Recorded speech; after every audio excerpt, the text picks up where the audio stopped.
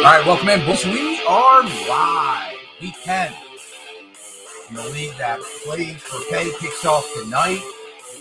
Ravens, Dolphins starts in about 10 minutes. I hope that Twatty and Spread and Kushner show up. That would be cool. Hope I'm not doing this by myself. But away we go.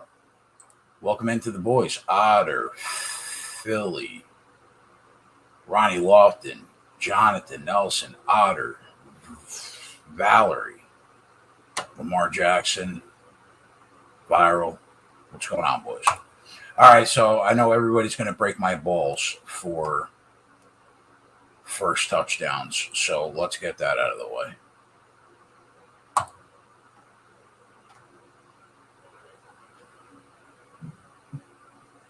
I'm going to go with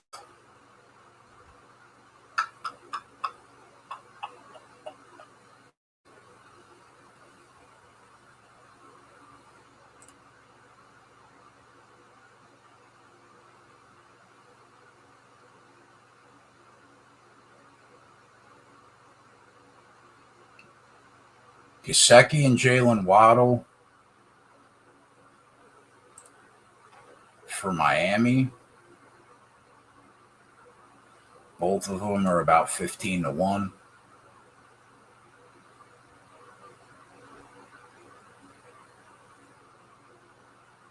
And Lamar Jackson and Mark Andrews for Baltimore.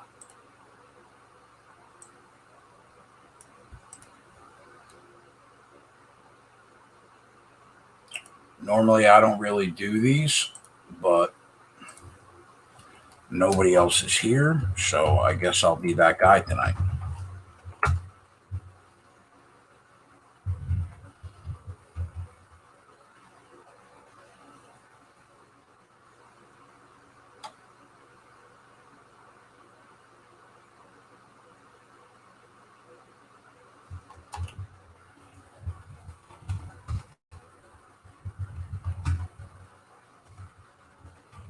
It's 1,500. Anybody have a better number on Mark Andrews than 9-1? If you do, let me know.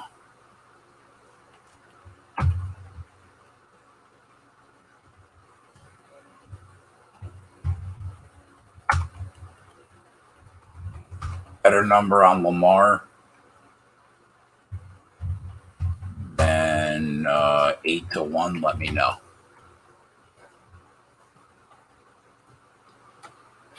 All right, so you guys got that.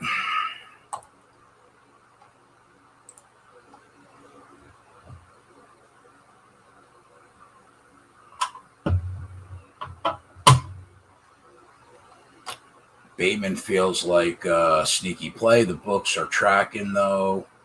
Should be higher plus money.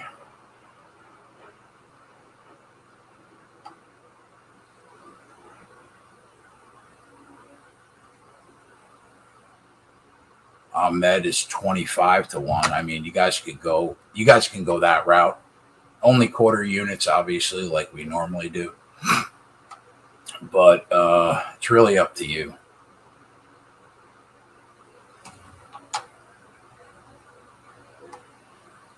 Gavin said put Nova plus 4.5 tonight on the bottom. I will do that.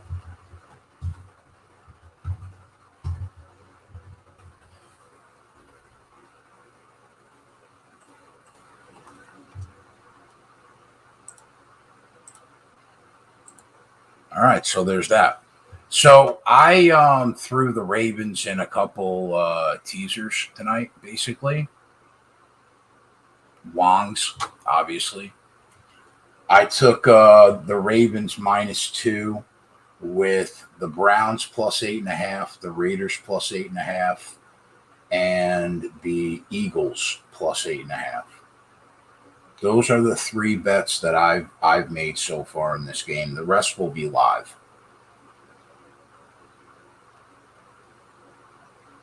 I also have a bet on Pittsburgh, but I can't put that at the bottom. It's 17-0 against North Carolina tonight. So you're shit out of luck there.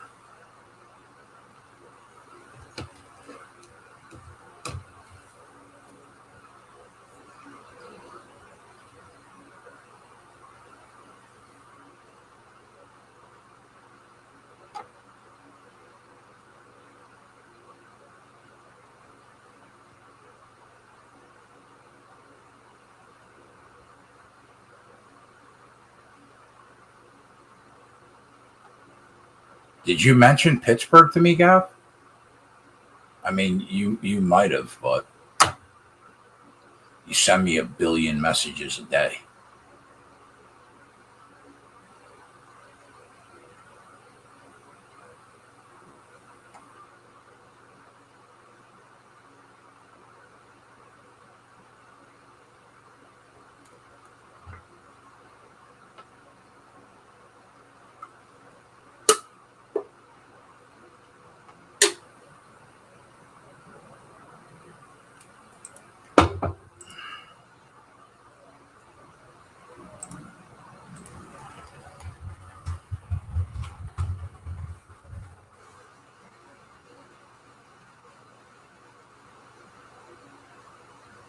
I said I wanted to bet 2K on Pittsburgh. What? You're talking that's not a conversation you had with me. That's somebody else. That's another fat friend that you have. I never said I wanted to put 2K on Pittsburgh. I did end up betting Providence and Merrimack though. I don't know how that's going. Read the notes, bro. If you can find a message from me that said I'm going to put 2K on Pittsburgh, I will pay you $2,000 cash.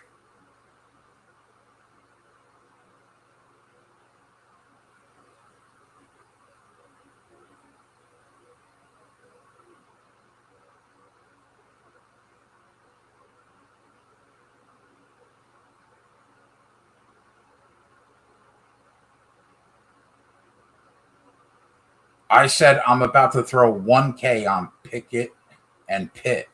That's what I said.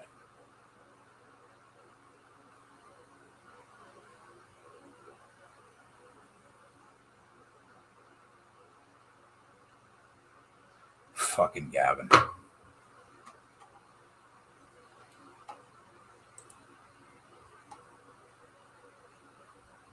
But yeah, I bet all the college. How did we do with the college basketball? Did that Merrimack game start yet? And the other game you told me to bet?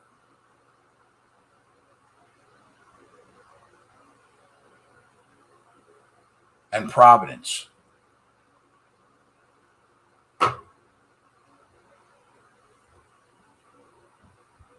Oh, that's money in the bank. Let's go. That's what I want to hear. Spread will be on in 10 minutes. I think Twatty's going to show up. Kushner.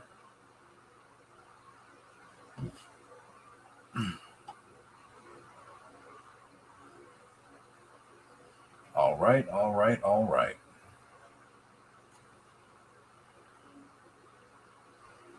I don't even remember bringing Pittsburgh up to you, but I did.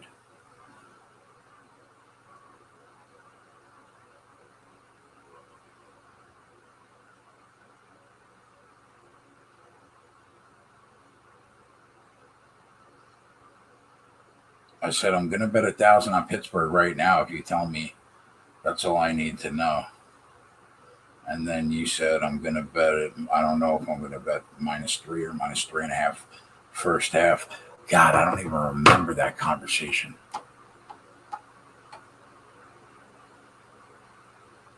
But let's go Pittsburgh. We're fucking here. 17-0. We'll take it.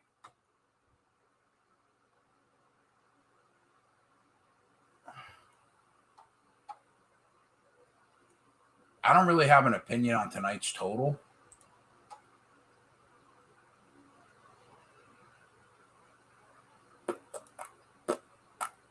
$46 right now. That total feels right to me, I think.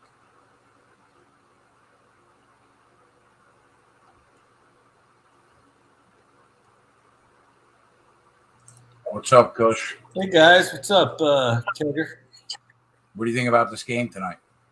I think I'm excited. Let's go win some fucking money. What did you bet? Tell the first quarter stuff. Let me go see what else I got. I did tease this in a couple other games, and That's all I bet. I bet like 3 teasers with the Ravens. Other than that, I didn't really bet anything. I see What do you think about the total? Not touching it.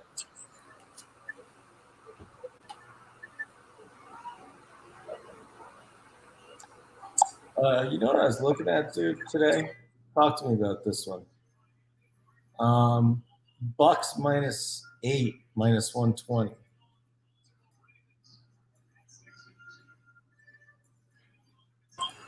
All the games that I like this week in the NFL, bro, are disgusting. Okay. Like I kind of like the Lions +8.5 against Pittsburgh. I kind of like Washington +8.5 against the Bucks. I like the Eagles plus the points against Denver. I like the Raiders +2.5 against the Chiefs. All the teams that I like are like teams that most people would not even consider putting money on. I don't know. That's kind of how I feel this week. I kind of like the plus points with awful teams this week. All right. I do lean the Chargers though in that game. I know.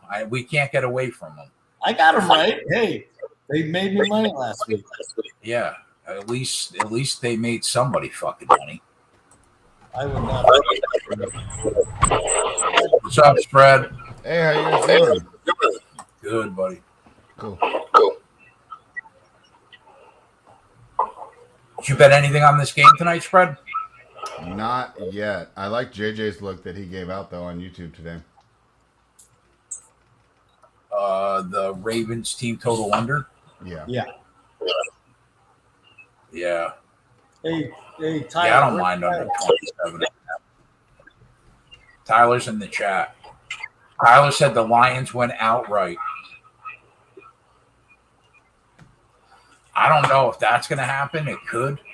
But I know that the Lions are nowhere near as bad as that 0-8 record. I know that.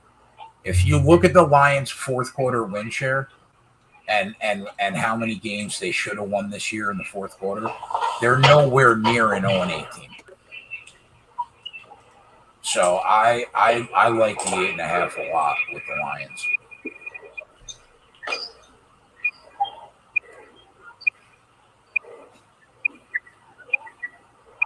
There's a submariner on? What's up, Is that me? Is that me? It's my microphone feeding off. I'm getting feedback off of Spread's microphone. I'll just switch. I bought a new microphone, but I'll just go switch to the headphones. Be right back. All right. I like the Darth Maul as well.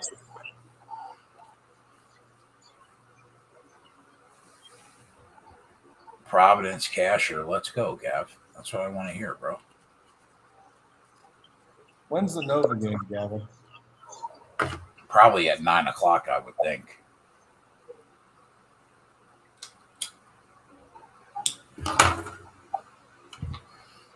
That would if Providence, well, if Merrimack holds on, that would be 3-1 for the plays that he's given me so far in college basketball. We'll take it.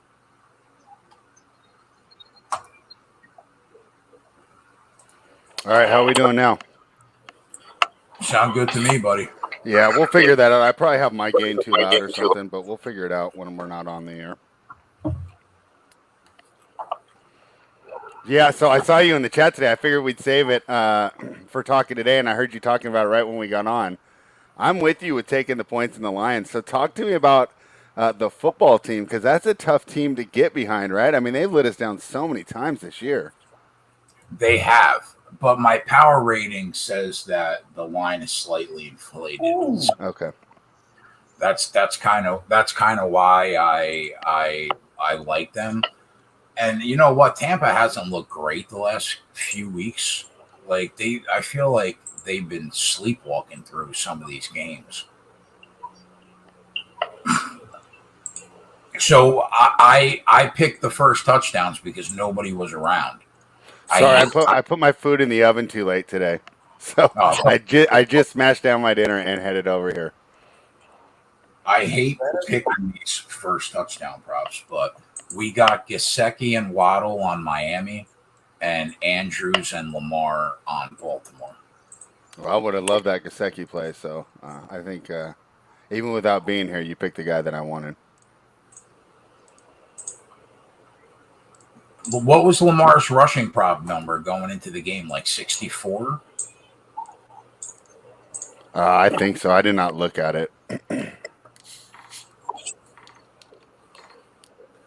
Marquise Brown might stick it in our ass, though, with a 60-yard touchdown.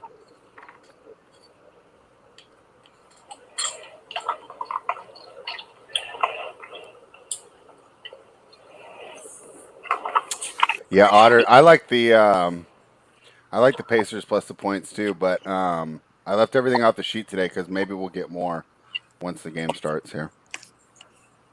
I think Beckham is going to be good with the Rams until he gets hurt. And he's also not going to see more than 5 or 6 targets a game, I don't think. Yeah, were you surprised by that, Jay? I mean, they're making a Super Bowl push. They're picking up everybody. Right. Von Miller last week. OBJ this week. Yeah, Les Snead is like, he's doing it for all the guys like me that, I don't do it anymore. But when I was younger, buy the Madden game, get franchise mode, trade away all your picks for just the best players now, and just try and win for a season or two. So I do appreciate what Les Snead's doing in honor of all the John Madden franchise players. We'll see how it turns out. I bet them to win the Super Bowl preseason. I don't think picking up Von Miller and Beckham Jr. hurts their chances. Not at all. Yeah, so now I think if Miami loses tonight, I think we cash our future on under 9.5 wins at plus 125. That's a for sure. Yeah, I know, but like even if they win.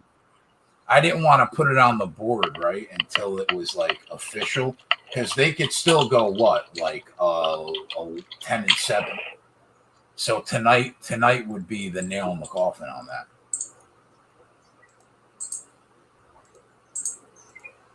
So that'll be a nice plus 125 pickup if they lose the game tonight. For sure.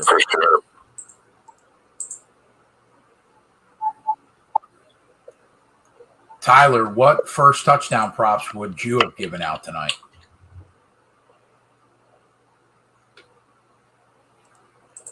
I don't want to.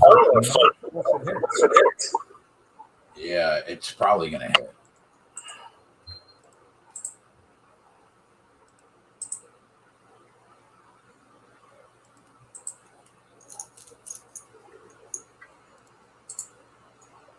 What other bets have you guys made in the NFL so far?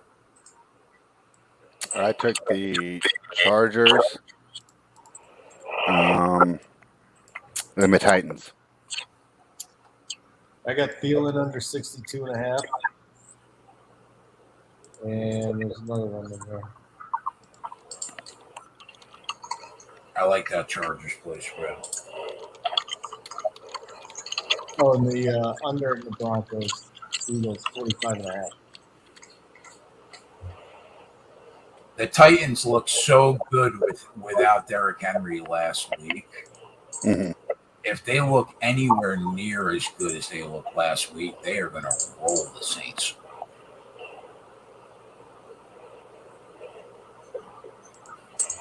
Yeah, Saints outside. I'm happy to go against them.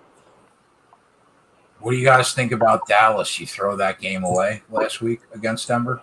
Yes. I do, yeah.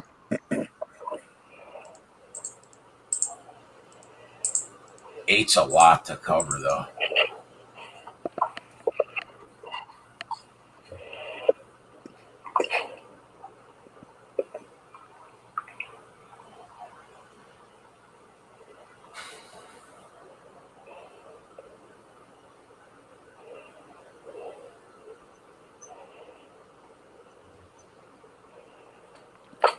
that would have been Sammy Watkins had that not been overthrown.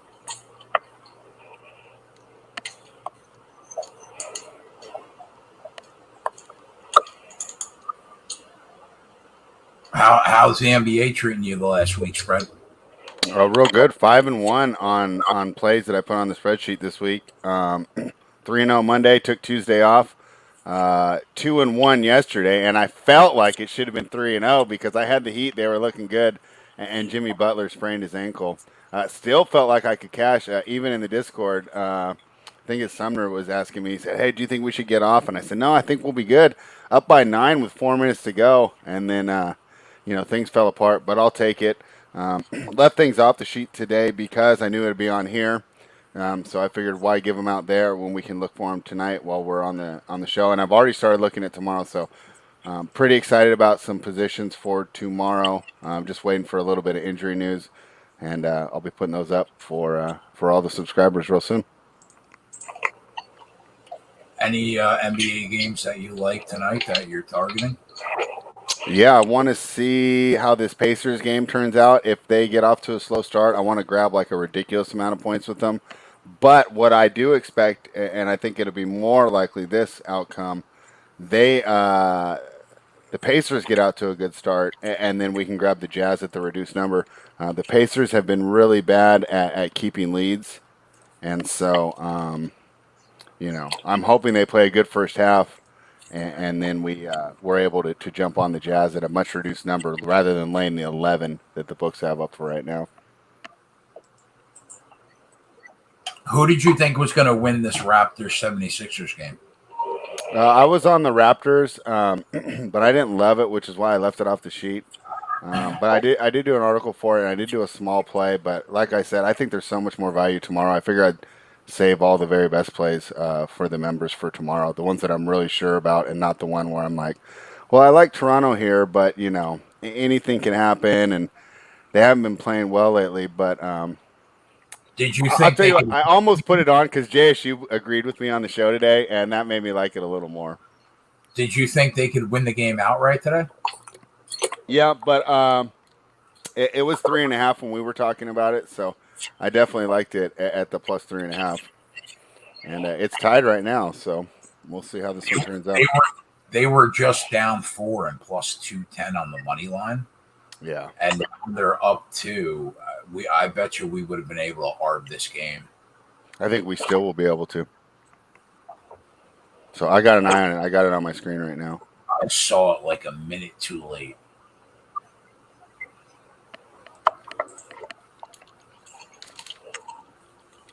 What's up, Y2J? I haven't talked to you for a while, buddy.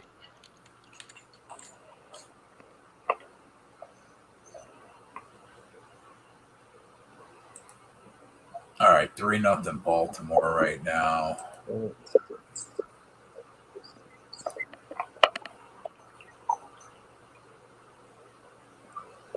So is Tua hurt again, or are they just starting Brissett?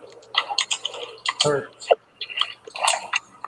I mean, is there a big drop off between Tua and Brissett? I think so. Not from what I've seen so far. That sucks. At least Tua can move the ball. I guess.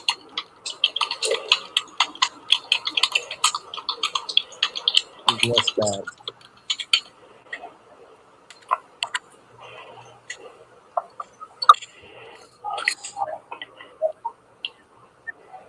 Okay, what's your take on boobs? On who? Boobs. Oh, big fan of boobs. huge fan of boobs. Not so much my boobs, because I have boobs, but definitely like a big fan of like boobs in general. Great.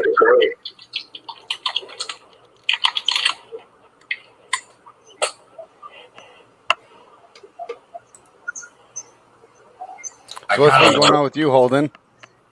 Judging by that question, you've probably seen plenty this week. Is that what you're trying to tell us?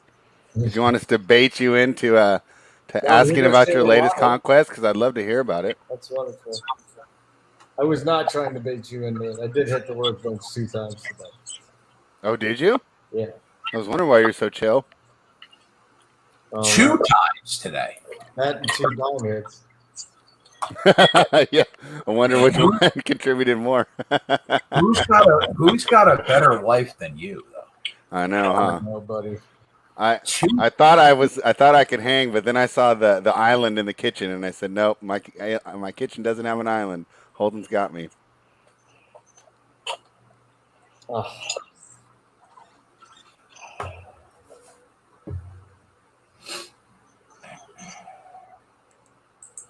What was your favorite play for the weekend, Holden? Which weekend? For the NFL. Like, I know you've hosted like 5,000 shows already and heard every single spend up and angle and total. And Eagles and the Broncos under 45.5. I think it's like 45. Mhm. I like the under there. And Adam Thielen under 62.5 yards. So I haven't heard every episode, but I've heard your pod, especially when Jay comes on. How fun is it to do local stuff? Do you think it's easier? Well, I guess you grew up doing that, or came up doing that. But is it different, just being so oriented on one team for the whole pod? Yes. I can imagine there's some good and some bad in that, right? I mean, it's a job.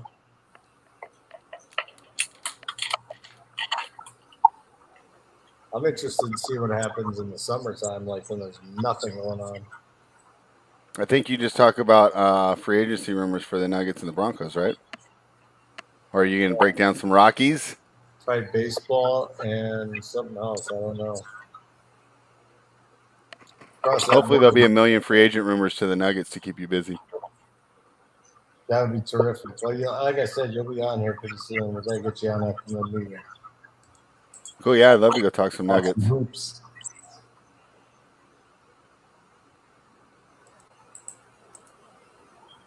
Imagine having to have prolonged conversations about the Colorado Rockies. I mean, that sounds like hell to me. If anyone could do it, I think Holden will be great at it. Did you do a lot of national stuff when you were in Washington? Yeah.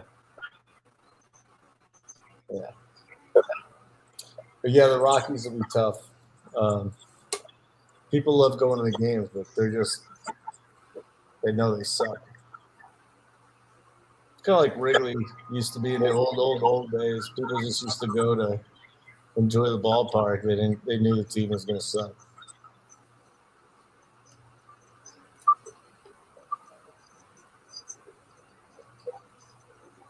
Fred, I ask you every week, what surprised you this week in the NBA? Anything?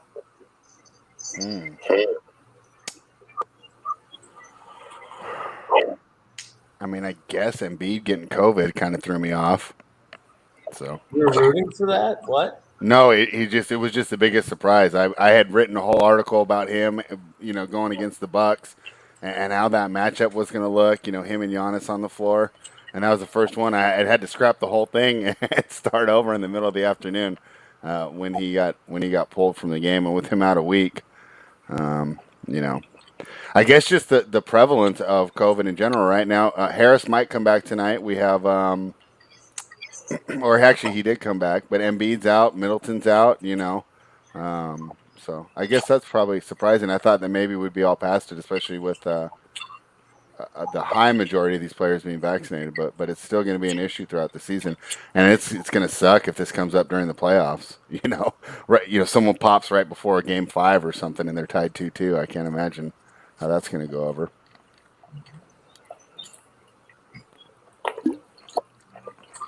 Have you been watching it all, or is it all NFL and UFC fight tape right now? You talking to me? Yeah. Have you had it on like? At least while you're crunching numbers or anything? Not really, no. Yeah. It's all been NFL and the UFC and a little bit of college football.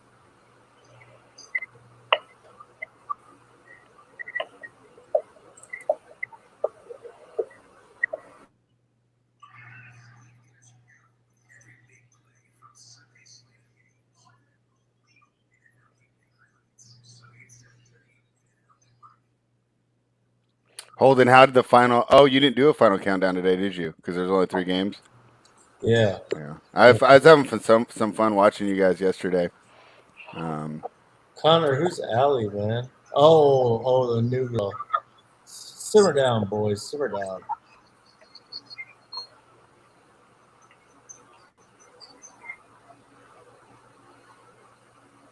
He's Whitmore said my kitchen has a fire pit. Sorry, I missed that. I was clicking through some things. That's a good one, East.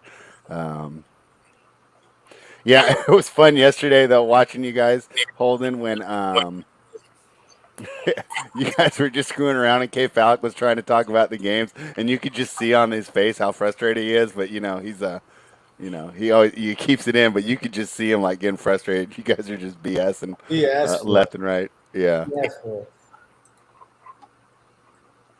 He knows what he's in for when he comes on the show, and he has to come on the show. Yeah. Well, if it's a work, he's doing a great job because I felt like he was really getting frustrated with you.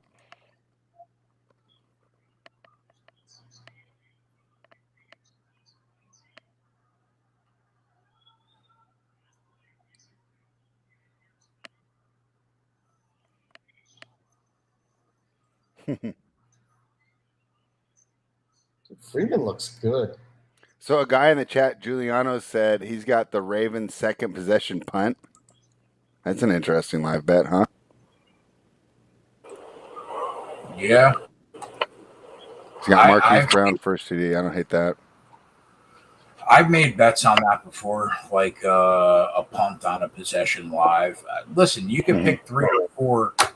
You could have went with Marquise Brown. You could have went with Sammy Watkins, or you could have went with Freeman. I mean, you can't bet them all. We went with Andrews and Lamar. Yeah. You're always going to miss a couple people that are viable options. You know what I mean? Did you see Lamar's 6th in the league in rushing overall this year? I'm tired, Otter. Fucking exhausted. I mean, the guy works all day. He does like 5 podcasts. He hosts like 7 shows. Today was an easy day, dude. Yeah, you didn't have to deal with all those animals in the Discord. It was workbench, cash show. Oh, that's what tired you out. Lunch, workbench, hung out with the kids for a while, and now this. How was what'd you have for lunch? Poor fucking you today, huh? Yeah. Fish tacos. Oh, all right. It was a good day. It really was. I was looking forward to it.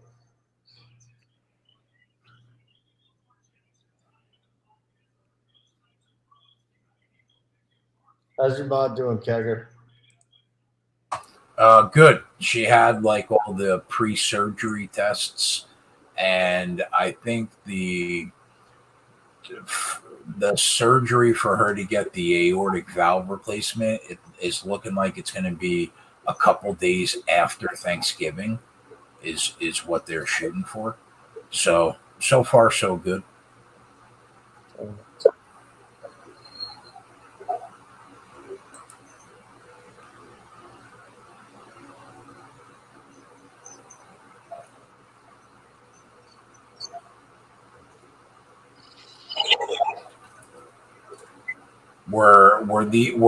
Was it twice on the workbench with 2 different people? No, just one.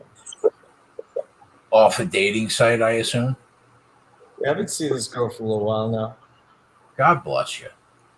We did do a couple of those during that run. I did have a couple of those though.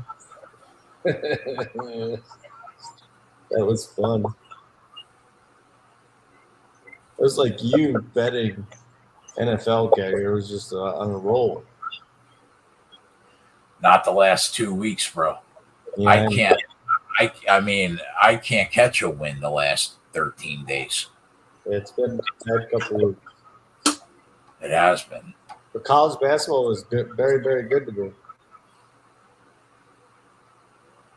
Yeah, I mean, we're still up. I think I'm like 39-23 now, but I was like 39-18 10 days ago. So, Gavin, birthday parties are the best to go to because the divorced moms there are all hanging out at the birthday party. So it's a very, very good thing, Gavin. PTA meetings, also birthday parties.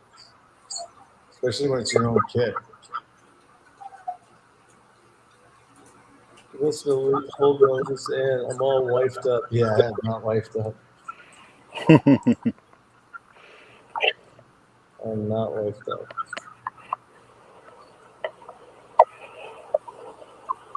Another field goal. Here we go. East. Tuck. That's not one that I would expect. East What's the Woodmore said total now, Walmart's too? late at night. I mean, these What's guys the total trolling down us to now. now? Let's see here.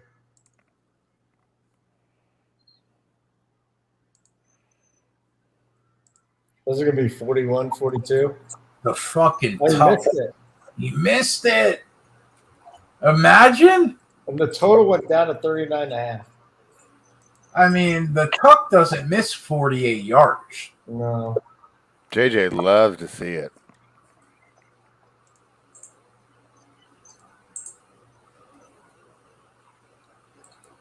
Wow, Tuck. Yeah, Gavin, I mean, you can't compare Denver to LA, buddy. It's New York, LA, Miami, those are the three places with the best looking girls in the country. Have you been to Dallas? How's Dallas? I'll still take New York, by the way. It's more of a mix that you're getting over there in New York than LA and Miami. I'm seeing like 40.5 as the total now in the Ravens game. 40.5. Oh, Yago. Oh, Houston. What the fuck are you talking about, Houston? oh yeah. We'll go get some food. I'll be back, boys. All right, buddy. Yago is fucking funny to me, boy. What did he say now? I'll pay you $250 a month to never show Holden on my screen again. Oh yeah. Why would he say? I don't even see that. No, he DM'd me. Oh wow. Okay. He DM'd me. I mean, wow. That's wild to me. Oh, Yago.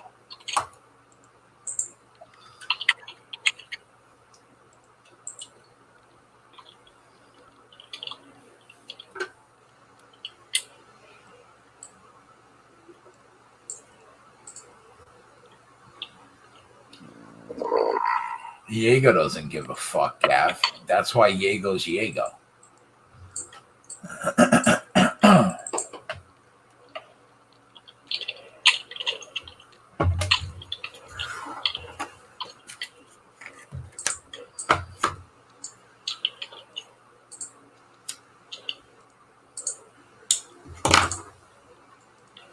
I was hacked.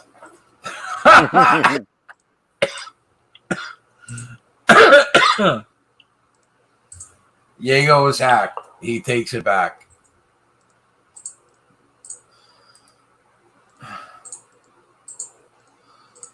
Oh boy.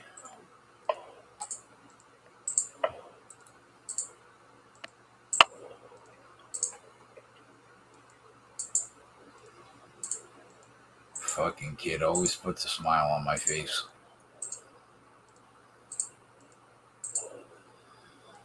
I mean, Jacoby Brissett is just, he might be the woe.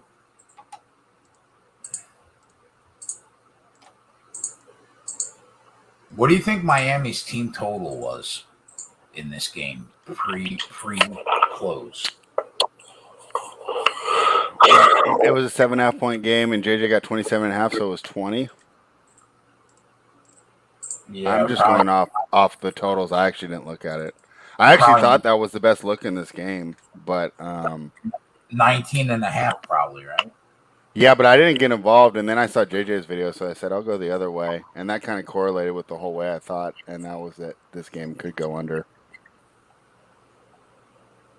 Yeah, Miami's team total might have been a great look here under.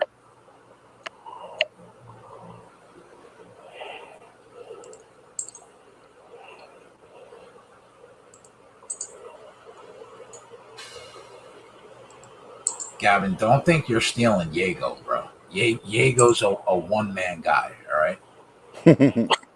It's fucking me. So settle down over there.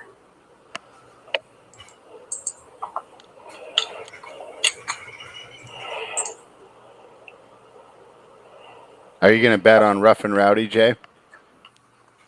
Are there lines? Because, yeah, I will put a pretty big bet if there are lines. I'll let you know. I haven't seen any, but my guess is at their sportsbook. You have access to Barstool Sportsbook, right? I do, yeah. I can't imagine them not putting lines out for it.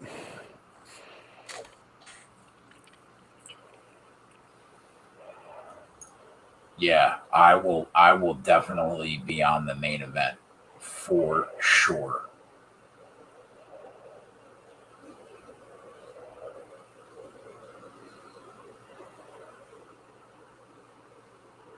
Yeah, so you like Washington.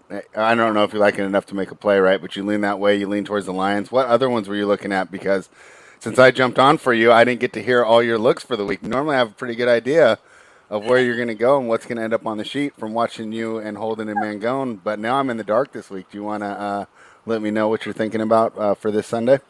I think the Lions plus 8.5 is probably gonna be a play if I had to guess.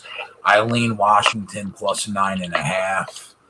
I don't mind Dallas in teasers, but I wouldn't lay the 8. I kind of don't mind your look on Tennessee, but I kind of feel like that team is due for a letdown at some point. They have been rolling everybody. So I kind of feel like they're due for a letdown, but at the same time, I kind of lean that way with you. No real opinion on the Colts-Jags game. I lean taking the Browns if you can get them in a teaser up to 8.5. Mm-hmm. I'm hard pressed to see them, even if they lose the game, which isn't a guarantee. Right. But even if they do lose the game, I don't think they lose it by 9 or more. No real opinion on the Cardinals-Panthers game. I like the Chargers.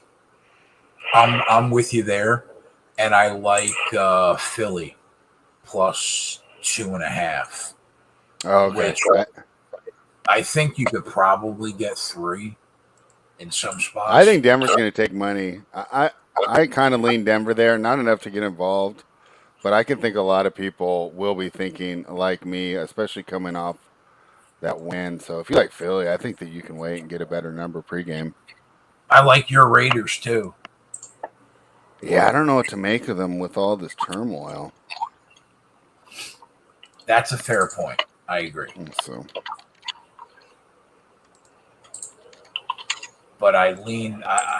You just at a certain point you can't ignore the Chiefs being 3-17 the last 20 against the spread.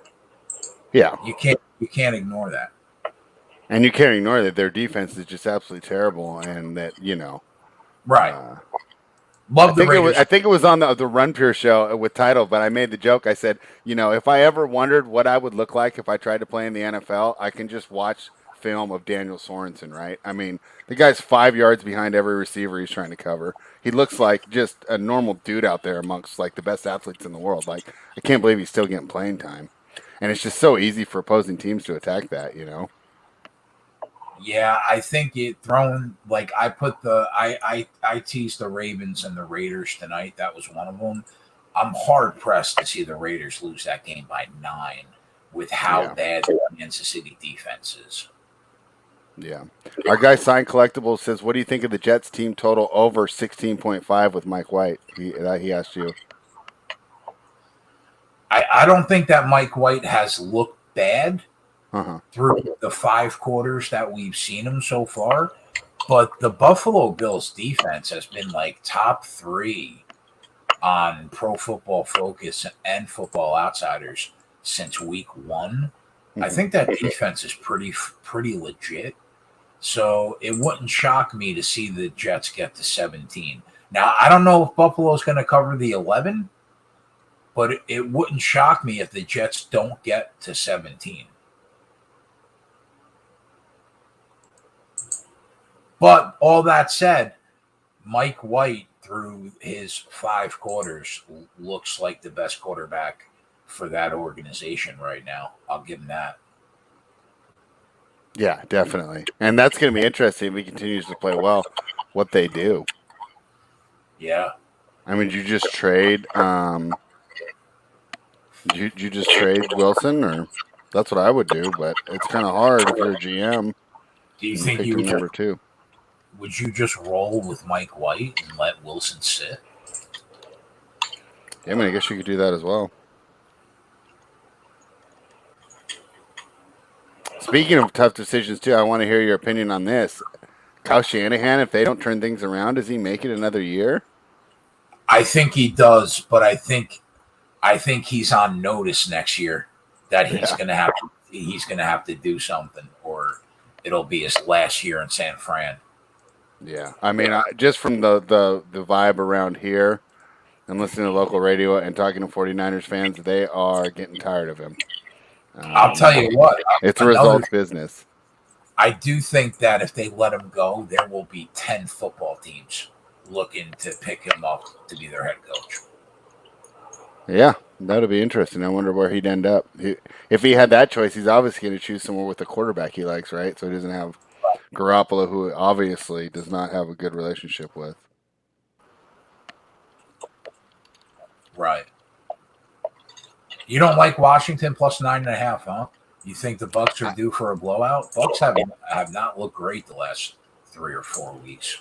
Yeah, I bet Washington. I haven't won a Washington bet yet this season.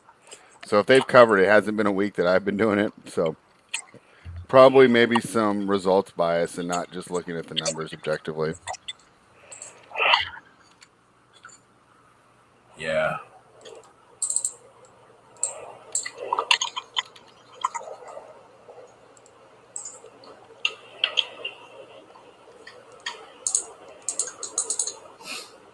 Tyler thinks Detroit wins the game outright as an 8.5-point dog. What do you think about that? Yeah, we talked about that. I thought it was bold, and I don't think it's the craziest idea. One of the reasons, and he really helped get me thinking that way, was this team has traditionally not played well. Like they have played down to their competition under Tomlin. And they beat the good teams, and then they'll lay an egg or just come out slow. So I took it safe and just grabbed those points there. But he's got a great point. I think of all like the dogs over 7 or more, I think they would be the most likely to lose. Yeah, I bet the Lions plus 8.5 too. Yeah. I do think there's something to like Tomlin always gets the team up when they're a dog.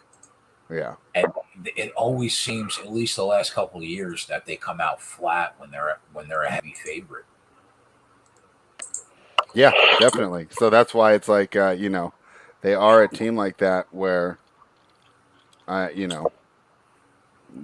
have laid these eggs before. Do you think the Patriots are for real? I thought we were cruising to that under 9.5 wins, bro, and they don't make the playoffs. They were 3-5, yeah, or 2-4, and now they're 5-4.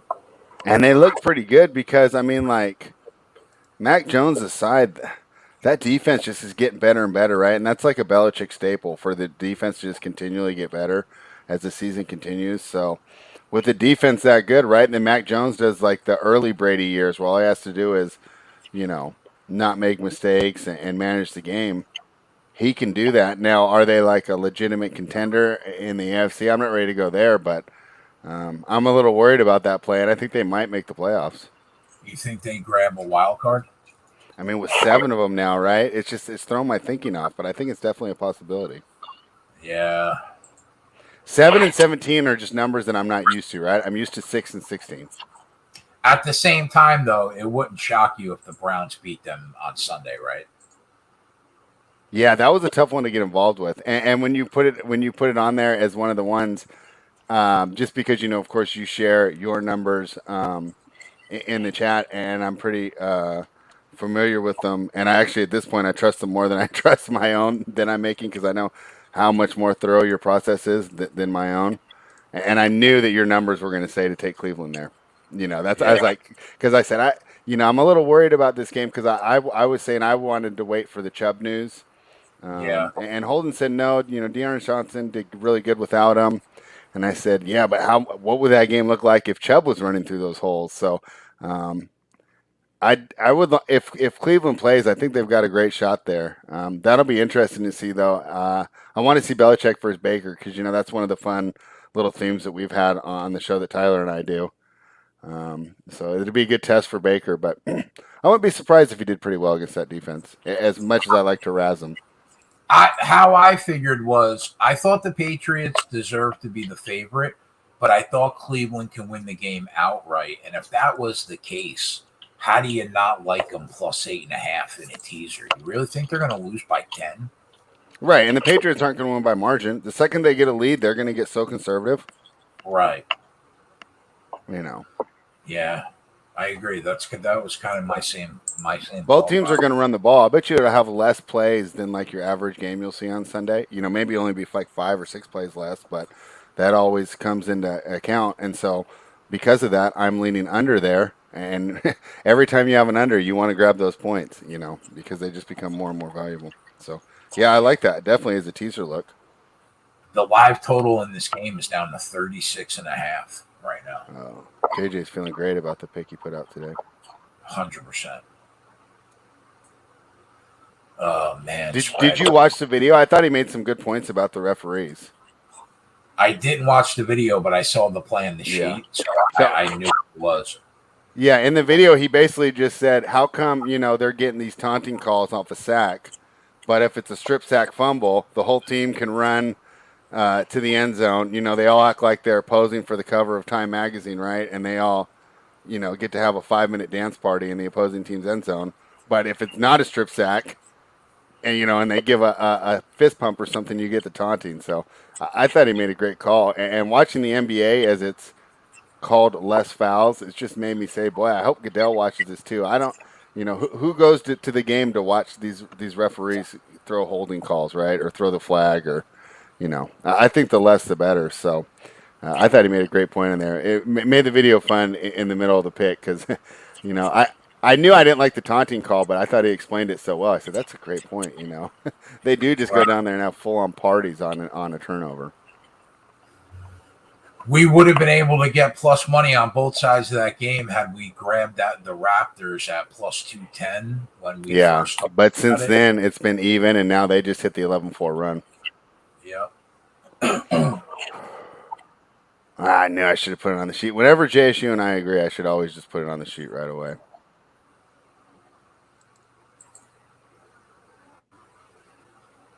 It's incredible how many times you could just throw the ball up in the air for 40 yards in the NFL and it just be a pass interference call. Yeah, and that was my complaint about Carson Wentz. He seems to be like the worst defender of like underthrowing the guys. His guys slow up, and then the other defender runs into him. And it's like, that's a terrible pass, and you're giving them, and they go 40 yards. Yeah. So I know you said you didn't have a play on the Colts, but that'll be an interesting game, right? That line's still around 10.5. Yeah, part of me wants to lean the Colts. Mm-hmm. Because of the Jags coming off that win against Buffalo. Yeah, they didn't handle it very well last time, did they? Right, I could definitely see them get just crushed. But does anybody feel good laying 10 with Carson Wentz? I mean, that's hard to do.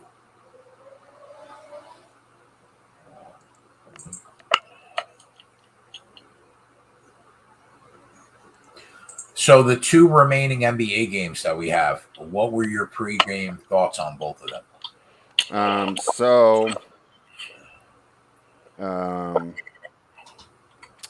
The next one, the Pacers. This is one that I'm excited to try and get live. Like I said, if the Pacers go down early, it's going to be a ridiculous amount of points that we'll be able to grab live because they're already plus 11.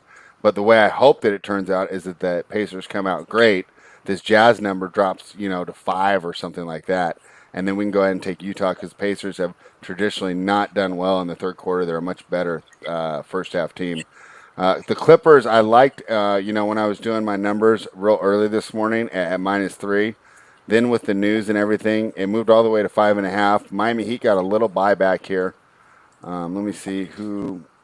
My guess is also that these guys were ruled in. So yeah, Bam Adebayo and Tyler Hero both playing. I'll be interested to see that one. I don't think that one's a blowout either. Miami's already at 5. Hopefully, LA gets out to a slow start and we can grab a big number there with the Heat. And what did you think about the both totals? Everything to me has just been an under. I mean, they're hitting at like 60-something% On the year so far? Yeah, because of the new rules. Wow.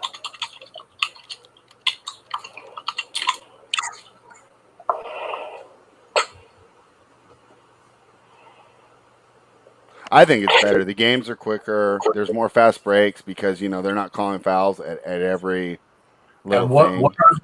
what are the new rules exactly? Remember how the guys were like emphasizing contact? So it'd be like, one guy would jump and then the other guy would kind of jump sideways to make contact, with them, but it wasn't a natural shooting motion. So they said, if it doesn't look natural, we're not going to call it anymore. And on the 3 points, it's been great and it's really easy to regulate. But what's also happened is a lot of these guys were doing the same thing in the lane.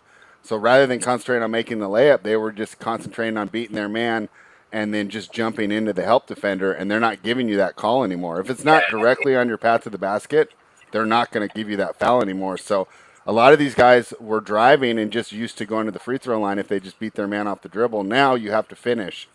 And to me, it's just so much better. So it would always be the defender would jump straight up in the air and the shooter would jump into him before he let the ball go. Yeah, so they're not going to give you that anymore. Like, unless it's just the natural shooting motion that you normally use, anything that looks kind of weird or varied that you wouldn't normally do, they're not going to give you that call anymore. And it's been much better. I think everybody watched the Olympics and they saw how much better that style of basketball looked, and they said, hey, we need that over here with the best players in the world. That makes sense that unders are hitting at 67% now. Yeah, because certain guys are having problems adjusting,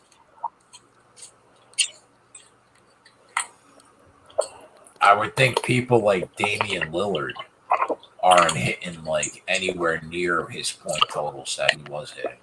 Yeah, no, he's definitely been frustrated by it. So he's one that's been down. Harden's been down. Trae Young's still good, but of course he's down a little bit. A lot of these guys that were really relying on it. And then guys like Jimmy Butler who never did that stuff, they're just thriving. So it's been pretty cool.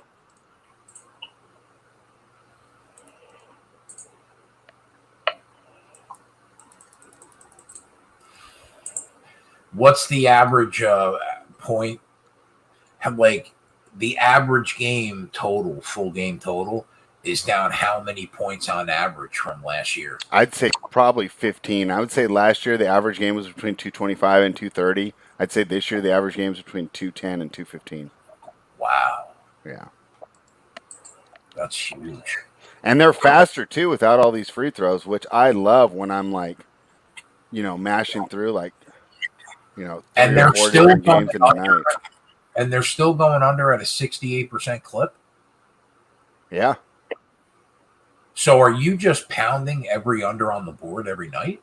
No, because I'm like I do. So I pretty much said I'm not going to bet overs. So to any game that I have over on, I don't bet. I'm not betting. So I'm targeting unders and betting them, but I'm not going that crazy on it. If you've seen on the sheet, like I've just been a little like worried that all of a sudden it flips, and like I just don't want to be caught being late to the party. Yeah. And it comes back. So I've really, I've been hitting them here and there. Like there was a couple plays, like guy in the Discord, and it was actually Tuesday night, jumped in and said, hey, I'm new to the bet side. I want to make a fun parlay. Is this one good? And it was to take, I can't remember the 3 teams, but one of them was an under, and I didn't have it on the sheet, but I said, hey, I love that under. Throw it in your parlay, and that one got us home. So it was nice to see him be able to cash on the under, even if it wasn't, an official sheet play that I got credit for. I'll be right back, Spread. I'm just going to hit the head real quick. All right, chat. Well, he's gone. I'm relying on you. Let me jump back in there. All right, Landa, cool. Yeah, thanks for watching, man. I really appreciate it. He says I haven't been able to watch the rundown live, but it's not his lunchtime anymore. Yeah, you know why we switched that, Landa, was because I don't know if you remember last year we would start the show at 10 a.m. my time or 1 o'clock your time, and then the injury report comes out at 10:30 my time. So halfway through the show, we'd kind of have to switch up our picks. If the line moves 2 points during the show or something because Jimmy Butler's ruled out or Tyler Hero's ruled in or whatever. So we just figured the time we go live now, usually 3:30. I adjusted today for JSU just because he has to do the show, and I really like having him on. But at 12:30, that's right when the second injury report usually comes out. So I feel like we're able to give better information, even so a little later. So I'm glad you're watching, man. I appreciate it. Give that thumbs up so they keep putting me there. Yeah, I love to see that, Landa. Yeah, Pocket QB doesn't like the new ball either. I've kind of left that. Yeah. Yeah, Josh Gillum saying it. Josh, always with the chat, and you were giving always great stuff in the chat today, Josh. Sometimes I don't read your comments as much because I agree with you, and you're just putting good stuff in there. But we always appreciate you coming in there and your contributions.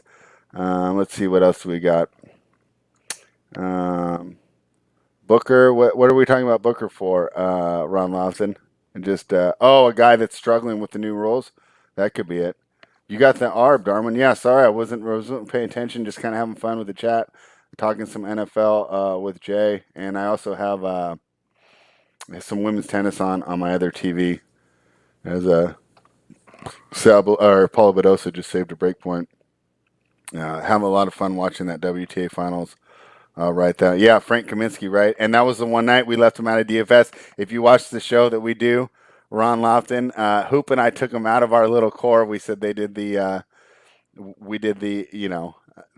and then he got that wonderful game. So, but you know what, Ron? I was fine because even though I didn't give it out as an official play, Hoop and I both talked about that. And I noticed that even on the show when we, a lot of our leans are good. So if it's someone sharp, like Hoop or JSU or, all the guests I have on and they like a side, I'm not going to throw 7 plays on the sheet. I'm only going to give you guys my very best ones. But I'll bet those leans too. So it was really nice to get an easy cash. I just felt so good going to that Lakers game. I thought it was going to be another sweep. And then, that was tough. Jonathan Nelson's talking about Creighton's 1-11 from 3 and 3 from 9 from the free throw line. 1-11 from 3 happens, but 3 from 9 from the free throws. I mean, come on, right, Jonathan Nelson? And hey, fair play to you guys. You guys got it done right last night.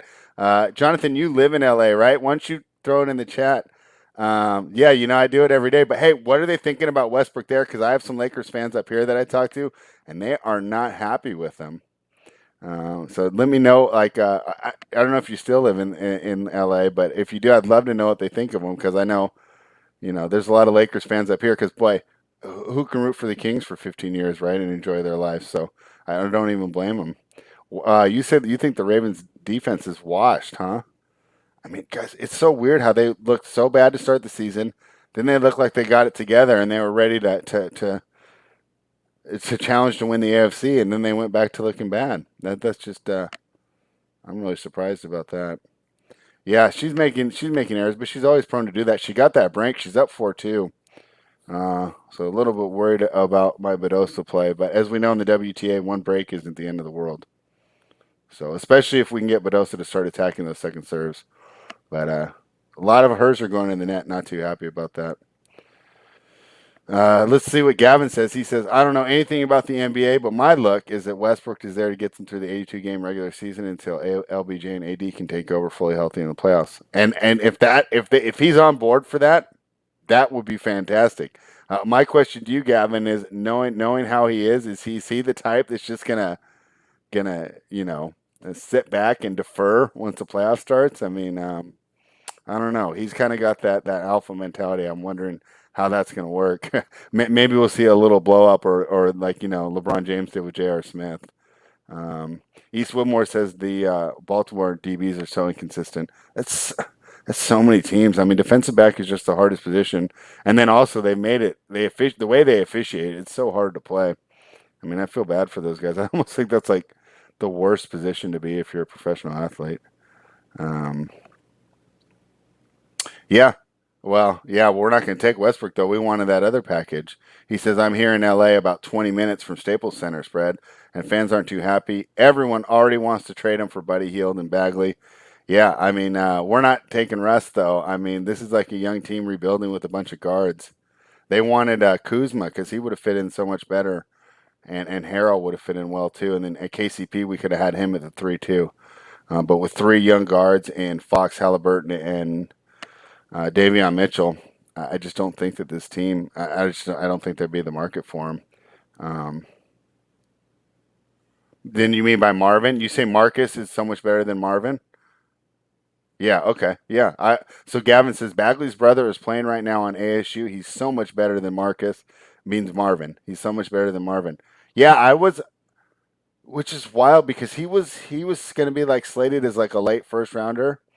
Right. And so is he up in his draft stock, Gavin? Is he going to be in the top 10 now for staying another year? And then I don't know if you guys saw, but Bagley refused to check in the game the other night. So I mean, he's probably going to get out of here pretty soon. He says that Marcus Bagley is a way more versatile player with a legit 3-point capability out of the small ball 4 spot. Hey Gavin, do you think that like his like brother's attitude issues and stuff are going to negatively affect him, or do you think that doesn't matter as far as his draft stock? Yeah, this game has underwritten all over in High East. 6 minutes left in the second quarter, and we still don't have a touchdown. Yeah.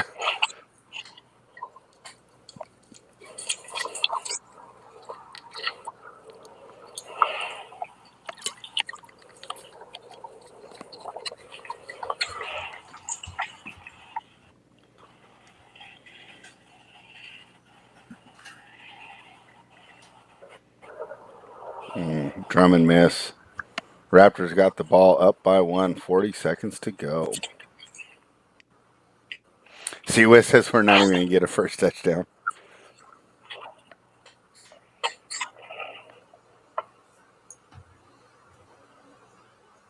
Yeah, Miami or Washington got to be one of the biggest disappointments this year, right? He's back. Hey guys, yeah, Keg. Tomorrow, 1:30 Eastern, 30 minutes. Tomorrow, 1:30 Eastern, 30 minutes. Okay. Thank you, sir. Yeah, no doubt.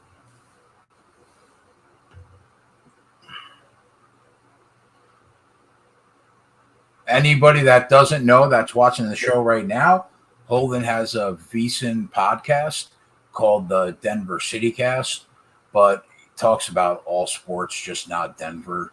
You could find it on basically any platform that has podcasts, and we'll talk about 3 or 4 games tomorrow, and it'll come out like Saturday afternoon early. For anybody that wants to listen, go to @Holden Radio, and you'll be able to subscribe to his podcast from there. What a wonderful, wonderful bunch of words you put together. Thank you.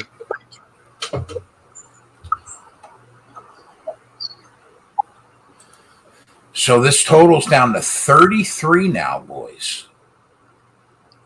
Is it too late? I've been looking. It's been in my queue to hit the under for a half an hour. I feel like it might be too late. Listen, I think if they don't score any points from now to the end of the half and you're on under 33, I think you're in great shape. But there are 6 minutes left in the second quarter. So they could easily put some more points on the board. But if you get to halftime at 33, I think you're in phenomenal shape. What do you think, Spread? Yeah, I agree with you there.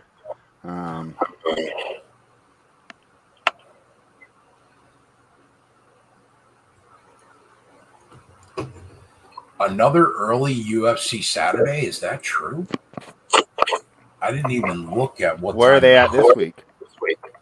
I don't know, but I'm about to get upset.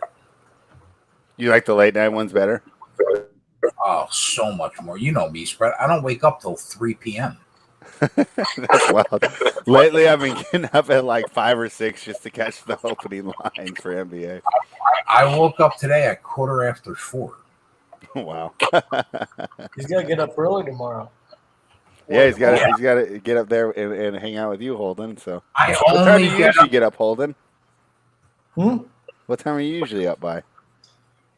It's been weird, dude. Like this past week, I've been getting up like 5, 6:30, 7, and I'm exhausted. I just can't. Haven't been able to sleep late. I only get up early for the people I care about, bro. Oh, I know you do.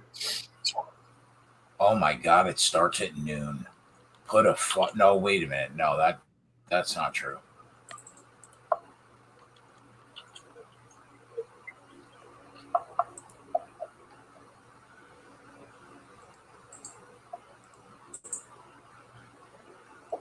One o'clock prelim, I assume that means 4 o'clock main card. Fuck me, man. God damn it. That's 2 days in a row. I got to get up early now.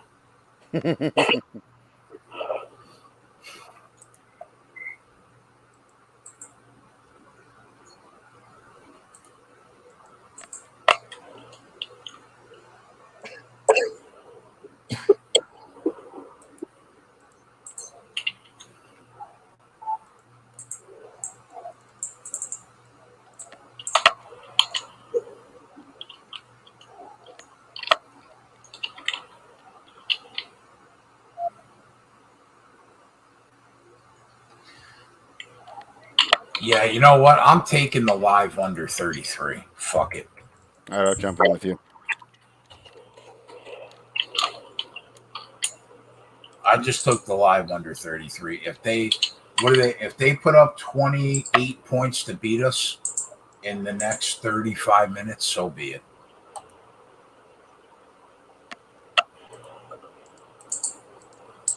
I just got it in there too.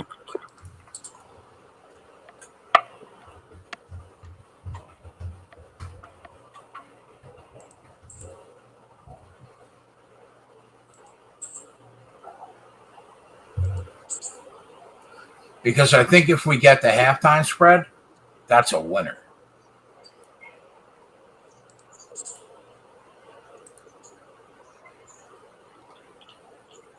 Barring any turnovers to the house, I guess.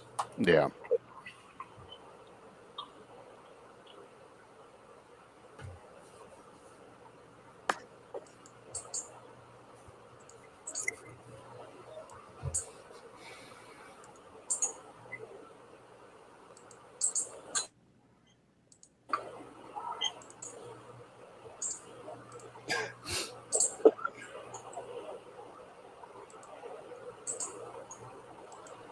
So you're on Denver, Kush, against the Eagles?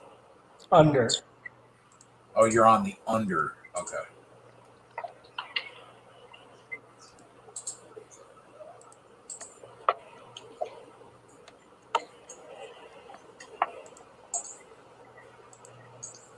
You know what's something I'm dabbling in this week, Keg? What? Like every Chargers game was close. And Except for against the Browns, right? huh? The only time they got blown out was against the Browns. Every game is so stressful. It comes right down to the wire. No, not the Browns. The Browns was when they scored. No, not the Browns. That was the Ravens game. They scored like 90. They scored like 90 combined in that Browns game and beat them by a field goal. Oh yeah, I'm sorry, I got those mixed up. Shame. But you're right. They got absolutely stomped against Baltimore. I'm going to take the Vikings at plus 400 to win by 1-6, and the Chargers at plus 300 to win by 1-6. I don't hate it. I like that. It's just. What do you think of the Vikings this year, Holden? I mean, I don't know, man. Definitely does not seem like it's working. What do they do, though? I mean, do they get rid of Zimmer or? I bet His you cousin's the they'll- problem, and they keep Zimmer. bet you they'll get rid of him.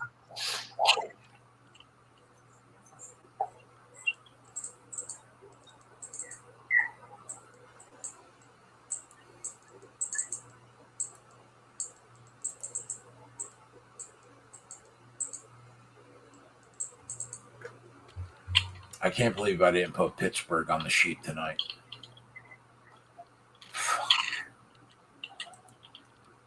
I was close, man.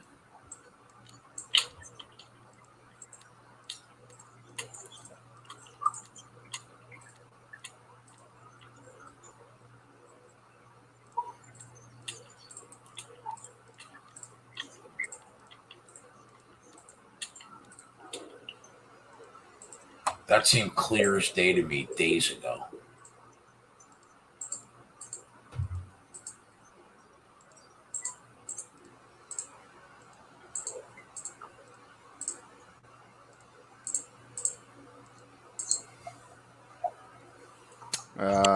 Jonathan Nelson says Zimmer must go. Jonathan Nelson's going to that Vikings game. That should be fun. Otter says Zimmer's stubborn. I'd vote for him also, but it's tough in this league to go 8-8. Well, you can't go 8-8 anymore. It's either 8-9 or 9-8. Jonathan Nelson, you like the Lakers and the Vikings. That's a good one, right? Since the Minnesota Lakers, that's the original team.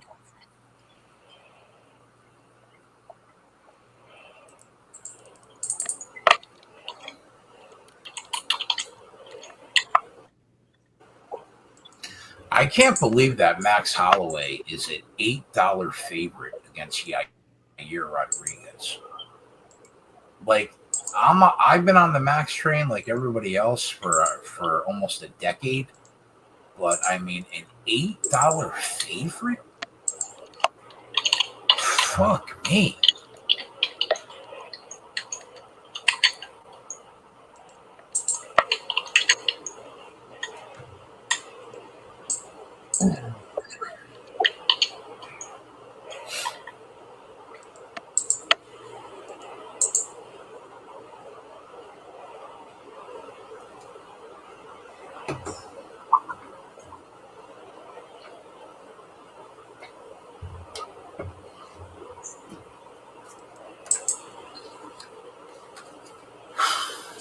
How's tennis been treating you, Fred, since the U.S. Open?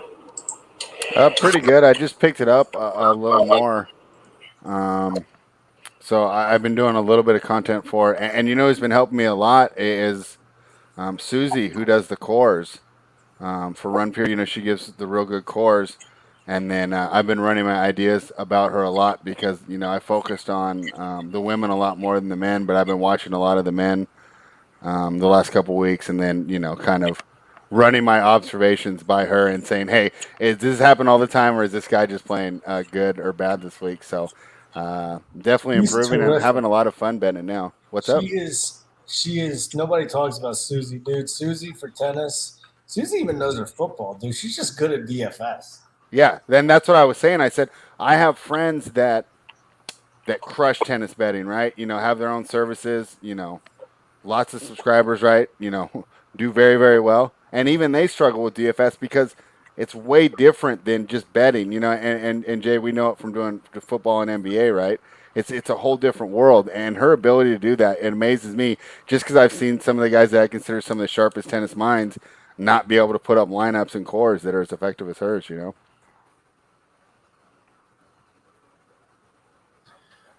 Fucking Gavin, man.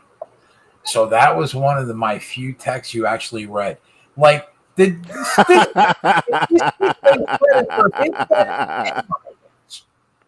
you like, go look back in the thread. Nobody mentioned Pittsburgh until I said, give me a reason why I'm not throwing 1,000 on Kenny Pickett in Pittsburgh. Yes, I tailed you on Calvillo over a month ago. Yes. Have you been watching a lot? What do you think of the prospects this year? I've heard the guy from Liberty is the best one, and then I watched the game last week and I wasn't impressed. Liberty? Oh, you're talking Malik about Willis?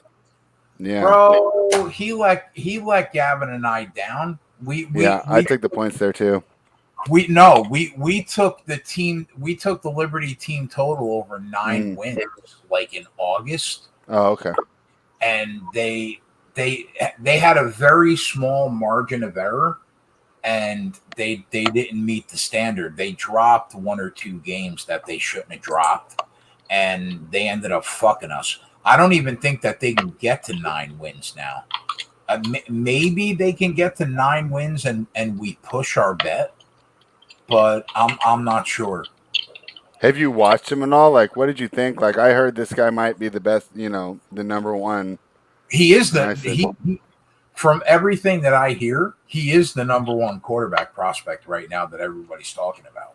Like people on Fox and ESPN and The Athletic and like all the sites. He's supposedly the number 1 quarterback coming out of college over everybody else. Wow. But I don't know. I haven't been overly impressed. Yeah, I wasn't. But to be fair, I watched 1 game, and of course, I had money on him, and he let me down, so that clouds my judgment a little. But I wasn't that impressed. He let us down. We thought that over 9 wins was strong this year for Liberty, and they're either going to get to 8 wins or 9. I don't know how many games they have left. I think Gavin's betting girls basketball tonight with Villanova. Is that what this play is, girls basketball? No, Villanova was the men's Villanova team. I never could fucking find it.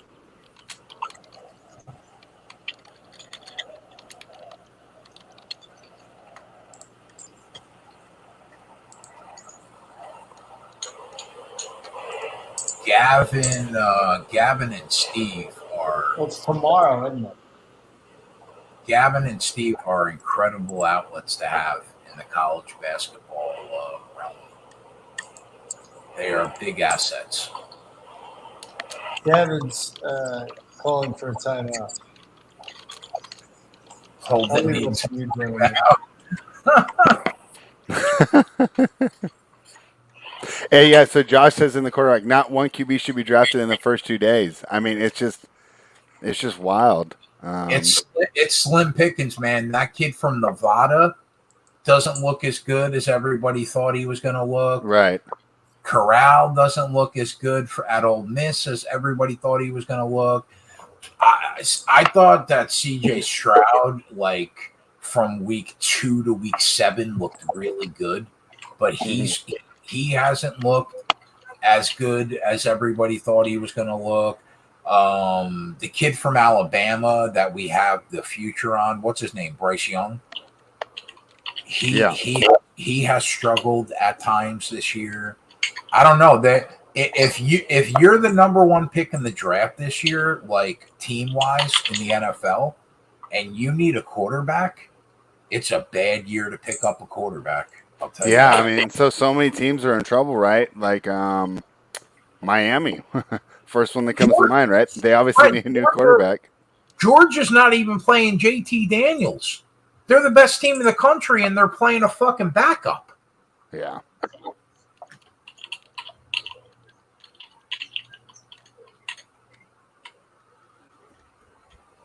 Who was the kid from Oklahoma that everybody was blowing this year? He got benched. Spencer Rattler. Yeah, Spencer Rattler. He got benched, and Oklahoma has looked solid since they put the backup in.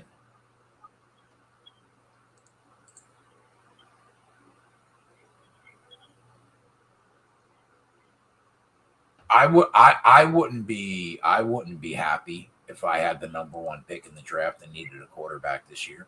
I don't think there's anybody worth your time. Who do you think goes number 1? That kid from Oregon? The pass rusher? I can't remember his name. I honestly don't know. Yeah, I remember watching him one day, and they, the announcers were hyping him up like this could be the number 1 pick, and I was watching, and I was like, yeah, it could be. Like, it reminded me of the way how dominant Chase Young looked.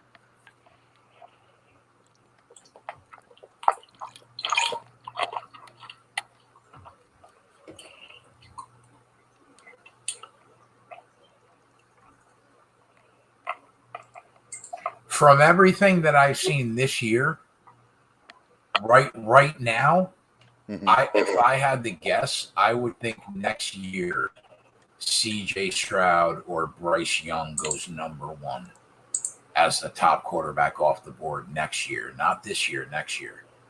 But I don't really know. I don't know who's the first quarterback taken this year. Everybody's saying it's going to be Malik Willis. I wouldn't be thrilled about it, though.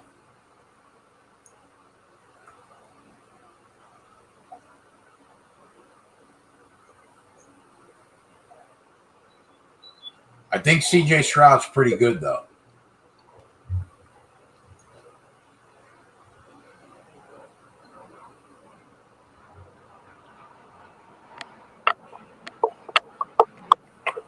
They're going to score this touchdown. Touchdown for who? For anybody. I hope not. I got the under 33. It's the only bet I made, other than the teasers. What about the first touchdown? Oh, yeah, but let's get that in the second half. How about that? All right.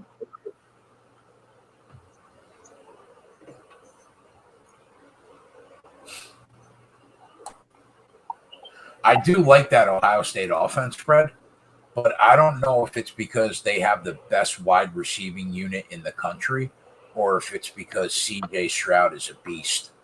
Because Ohio State does have, by a country mile, the best wide receiving core in the nation right now. But I don't know how much of that is them and how much of it is C.J. Stroud. You know what I mean?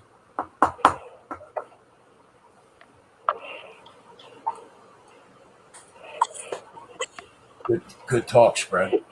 I'm sorry. On the Ohio State, I haven't watched much Ohio State. The reason Oregon is because obviously I watch a lot more Pac-10. I haven't seen much of the Big Ten this year, except for the teams I have been watching are Michigan and Michigan State. There, I don't think I've seen an Ohio State game yet. What do you think about Michigan against Penn State this weekend? I like Michigan, but I'm a sucker for Harbaugh. I always overrate him and his teams. Don't they always seem to come up short in these big games?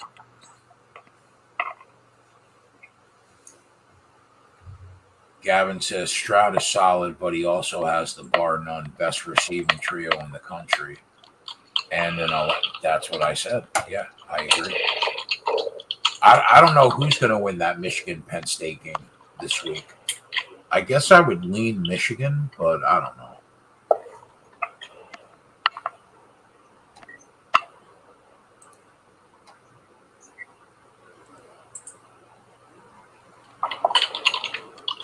Cincinnati's not blowing anybody out anymore. They aren't doing anybody any favors. Yeah, could you believe when they blew it against Navy? Yeah.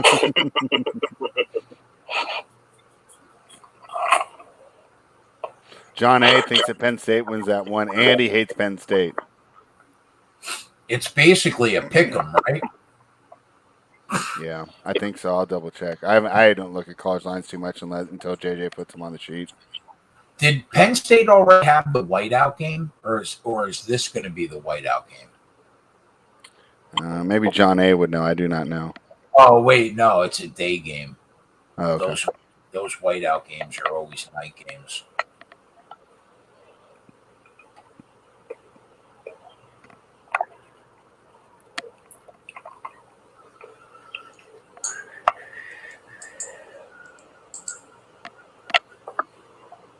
Oh, they had a whiteout already. Okay. Gavin says that's a 3.5 home field advantage there. Yeah, those whiteout games are fucking crazy, man. But it'll never be at noon. It's always a night game. Did you ever give me your address, Keg? I don't think so. Why don't you send it to me in that DM? I could, though, if you need it. There's nothing.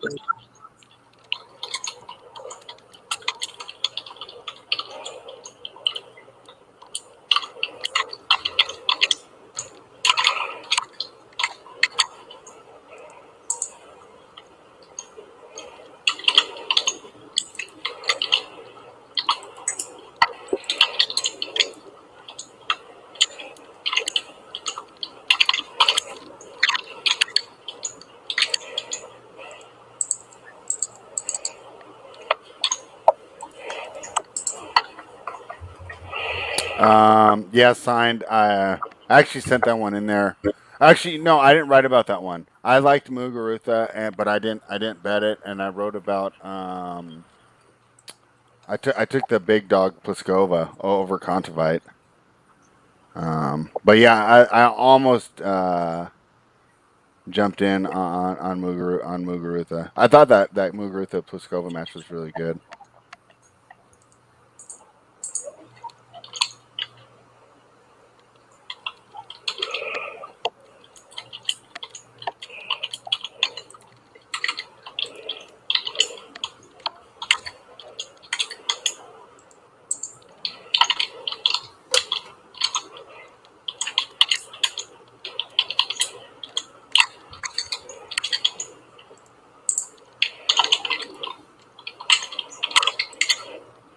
What's the live total in this game right now?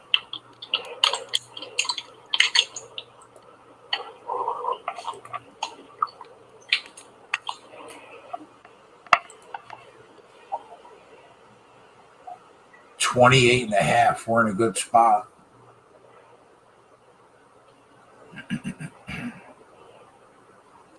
Or we're not, because I spoke too soon and I'm fucking dumb. Imagine saying that with 25 seconds left in the game. What about, In the half. Well, maybe we get Gesicki or Waddle home. What a loser I am.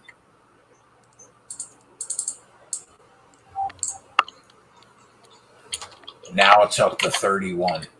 God damn it, Keg. You got to open your fat mouth. But nothing to do with it.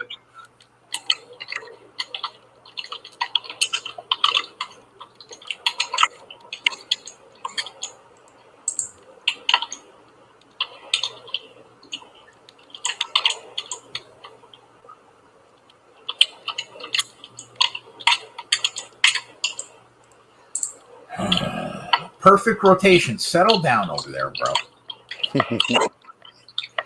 Man, perfect rotation. You tweeted something yesterday. I almost responded to you.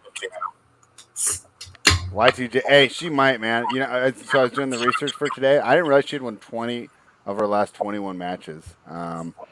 And she's coached by Dmitry Tursunov, and he actually used to live out here right by us and work with the World Team Tennis team. So my dad's met him a bunch of times, so he was real excited about that too.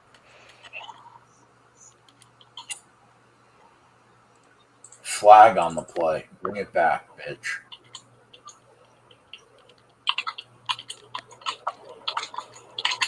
That's not a helmet to helmet, is it? Oh, oh. That's just the worst thing you could see right there. That looks like a helmet to helmet.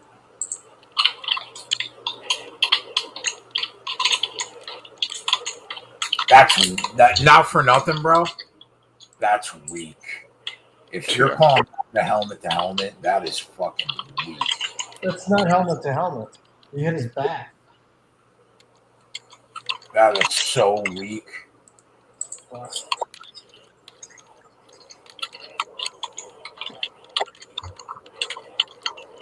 Wow. Bad call.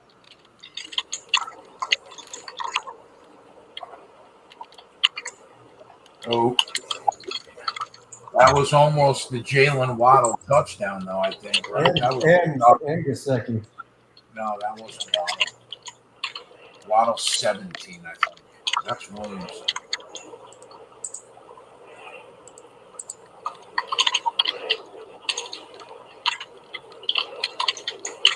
A touchdown before the half is a fucking killer here.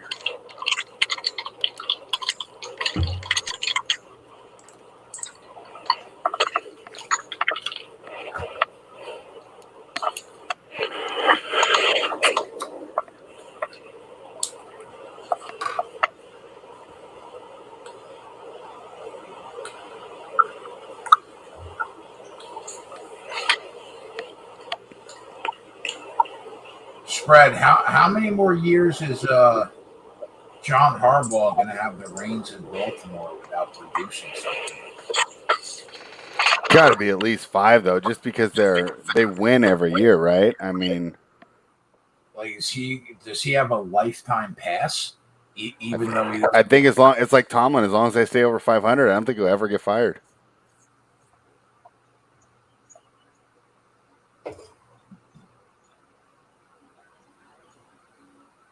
he hasn't done much though, right? Have they won a Super Bowl with Harbaugh?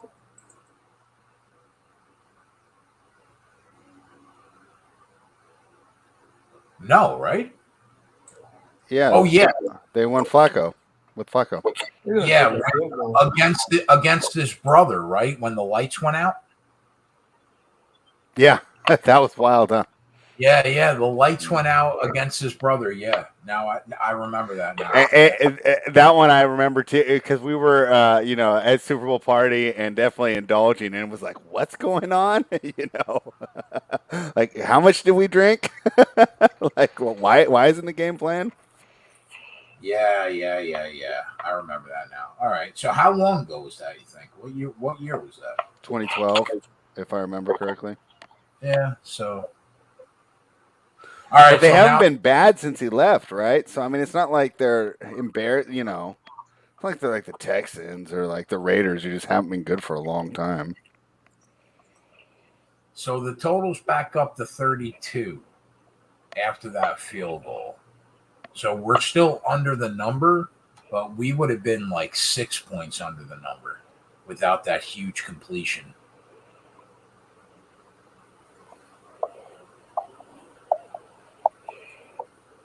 All right, boys, I'm gonna go watch this game from bed. Holden got worn out. He after the 2-time I workbench, got nothing for you guys anymore. he had to tap. Okay, I'll see you tomorrow. Spread, good job on the show this week. Yeah, it was fun. I always watch your work, so I'll be. A lot of times I watch that show while I'm driving around. That's when I like to do my errands. So I'm not in the chat very often, but. What, Kegger? Well, the one I usually watch that. Listen to that one while I'm cleaning the house. The final countdown. Oh yeah. Yeah. Usually the one with Keg I don't catch live though. I usually listen to that one on replay because I'm usually getting ready for NBA when you guys go on. Yeah, there's a long time to listen to it for the next game, right? That's what's so great about NFL content, man. I mean, like we do that NBA show and it's pretty much worthless like within 4 hours after we go off the air, right? I mean, you guys do that. You do an NFL show that day and it's good for 4 days. Yep. Yeah. All right, boys. All right. Great job, Holden. I'll talk to you soon. Catch you tomorrow. All right, Kush. I'll see you tomorrow. Bye, everybody. Chat. Bye. But the one and only Holden Kushner.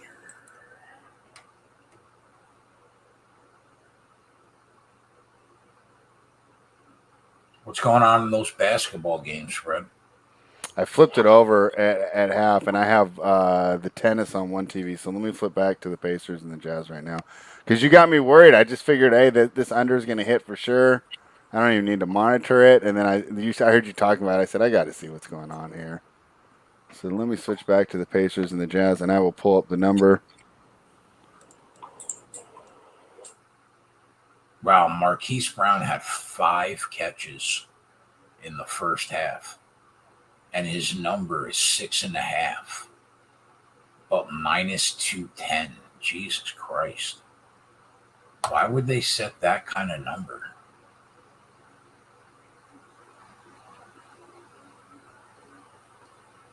How does he not get over that number, though?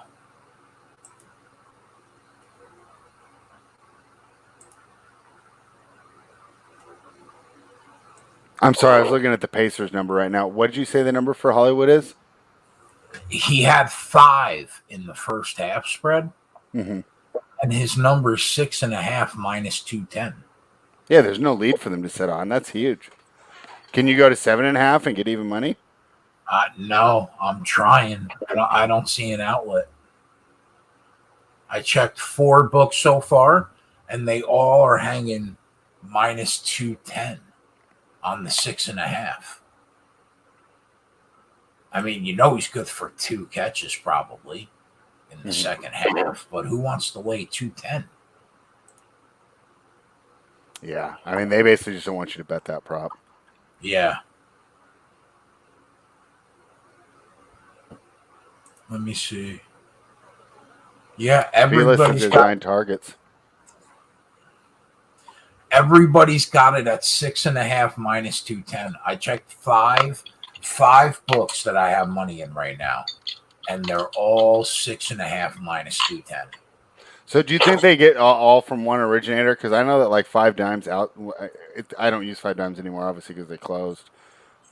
If anyone loved that site and that skin, it was it's I can't remember. DM me and I'll send you the other one. You can actually still bet it, but I just got so spoiled with a bookmaker and bet online paying out so fast, I stopped using 5Dimes.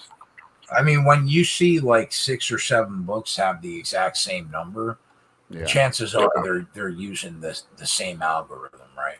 Yeah, I mean they're just outsourcing it all to someone else. Right. So I wonder if that's the wave of the future. How does he not get over that number though? Yeah, I mean, 9 other than like targets? 2 defensive touchdowns or something, right? For Baltimore would be how you didn't get there. But yeah, not a lot of scenarios where he doesn't get there.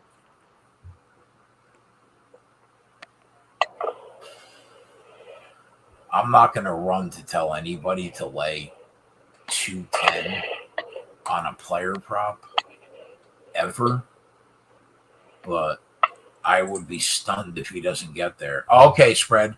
They just switched it to 7.5 plus 170. Now we're talking, spread. That's awesome. I think that's way better. Now we're talking. Yeah, get that plus money. Yeah, we'll take a shot. We'll take a shot there.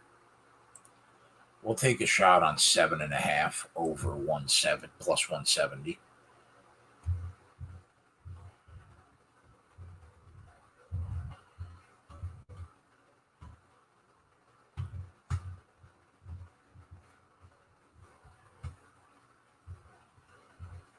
Yep, I'm in on that.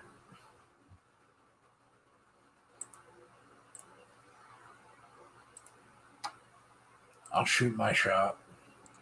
All right, and for anyone who doesn't have anything on the game so far, if they're just tuning in, I'm seeing for the second half line, Ravens -6 and a total of 21.5. Obviously, we like the under here. What do you think of the side there?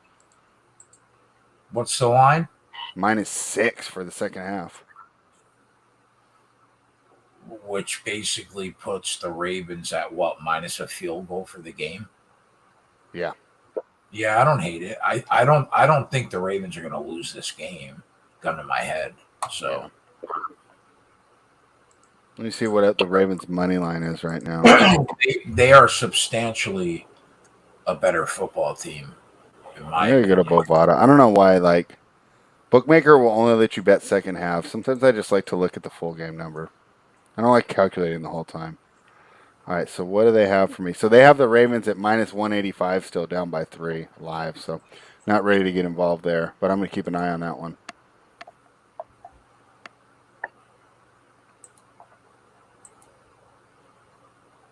Yeah, everyone jumped in on that with you, so that should be a lot of fun.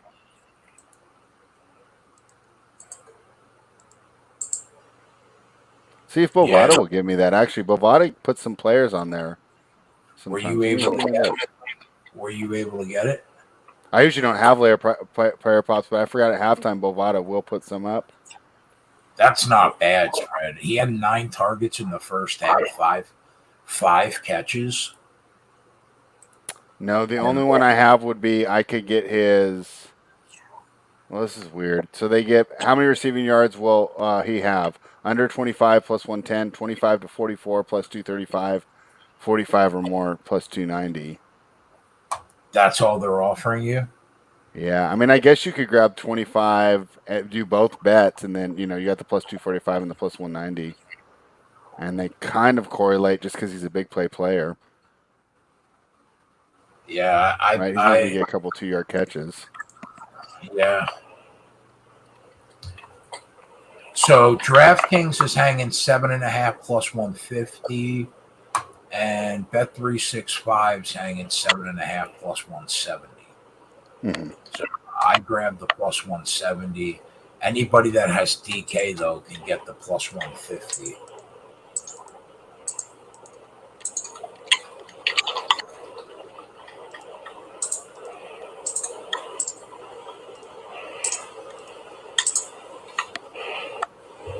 I don't be right back. I'm gonna go use the bathroom. All right, bud.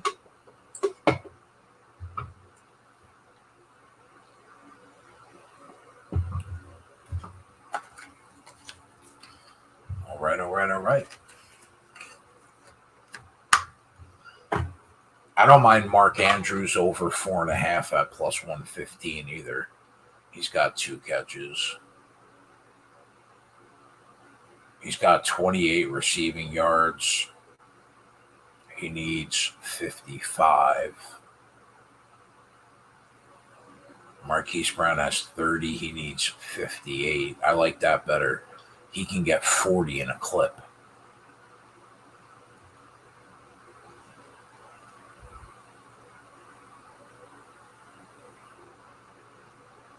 Let's see the rushing props. Devontae Freeman has 32. He needs 52. I don't hate that. He's probably good for 20 at least in the second half. Lamar Jackson has 8. His number's all the way down to 39.5, which that's about a 26-yard decline from the pregame close. I don't hate that either. Lamar runs more when he's trailing.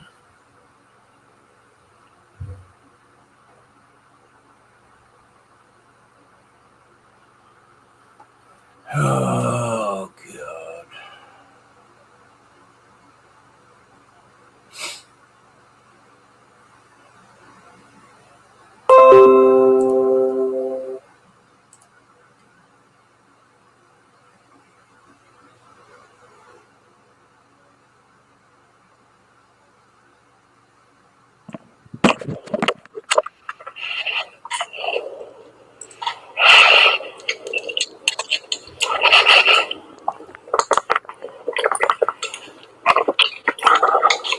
You know what else I don't hate, Spread? Devontae Freeman has 8 rushing attempts in the first half. His full game number is 12.5. For just attempts? Yeah. Yeah, I could see that. You know, if the idea there, if Baltimore, no, they're going to run the ball no matter what. I like that. It's a field goal game. I mean, even if Miami was up 10. Yeah, even if Miami scored and got it. Yeah, you're right. I think they still run the ball. It's going to take a lot to get them away from their identity. Who gets the ball to start the second half? I don't know because I was running late when I jumped on, so I didn't even see the original kickoff. Chat, can you help me? Somebody in the chat, let me know.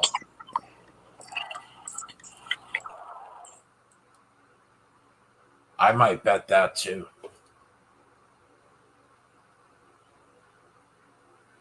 Dolphins get okay. So if the Dolphins go on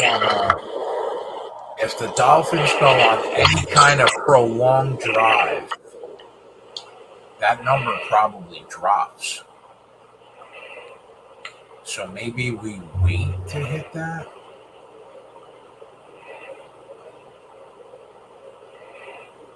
I think you're hard pressed to see a game script where Devontae Freeman doesn't run the ball 5 times in the second half of this game.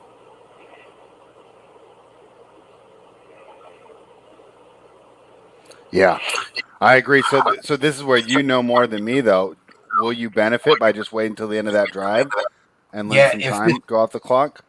If it's prolonged, yes. Yeah. And if they get points, Miami, definitely. Yeah. Maybe we wait then. Even a 3 and out, probably hit it then instead of waiting. Instead of doing it right now.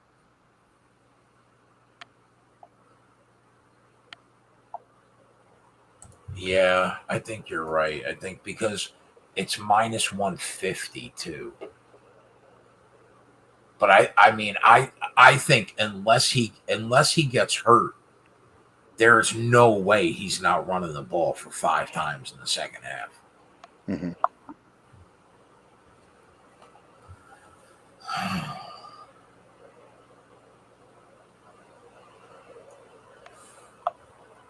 Ryan says Shaheen is at 3 receptions on 4 targets. his live number for receptions is 3.5 minus 105. Yeah, I don't mind that either, Ryan. I don't mind that either. As a matter of fact, I might join you on that. Let me see what number I have.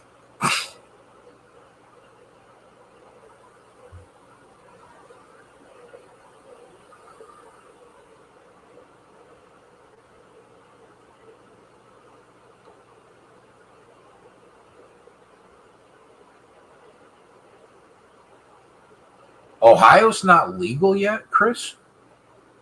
I thought Ohio was legal.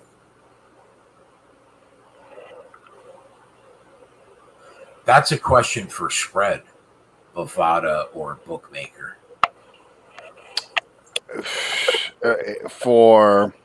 Depends on what you're trying to do. I think Bovada's I like their skin better for live betting, but I usually default to bookmaker for my pregame bets because they'll line it at minus 108 instead of minus 110, which isn't that big of a deal, but over the course of a season, it can definitely help you out. My favorite that I use are bookmaker, Bovada, and Bet Online, and those all pay like same day. So that's my favorite. That's why I actually stopped using 5 Dimes as much, because they took 24 to 48 hours, which isn't that bad. But then once you get used to it being in your Bitcoin like an hour after you request it, it's hard to go back.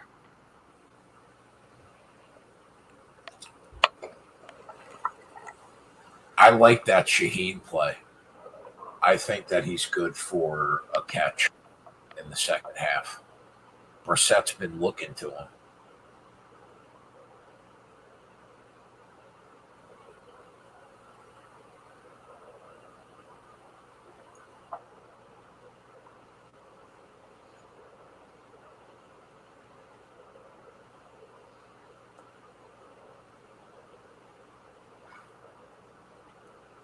I'm going to bet that too.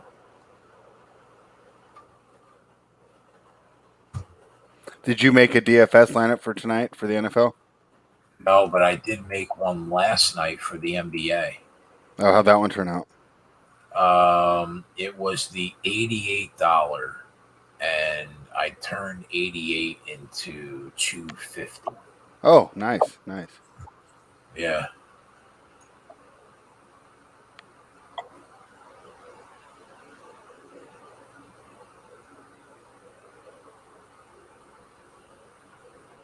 I put a Monday night football showdown in one lineup, and it was like 33 into 400. Oh, wow. I'm still waiting to hit that one big nut though, spread.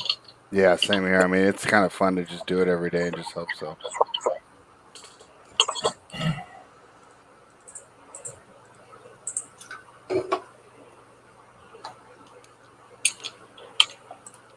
You can get Shaheen over 3.5 at even money now. Oh, wow.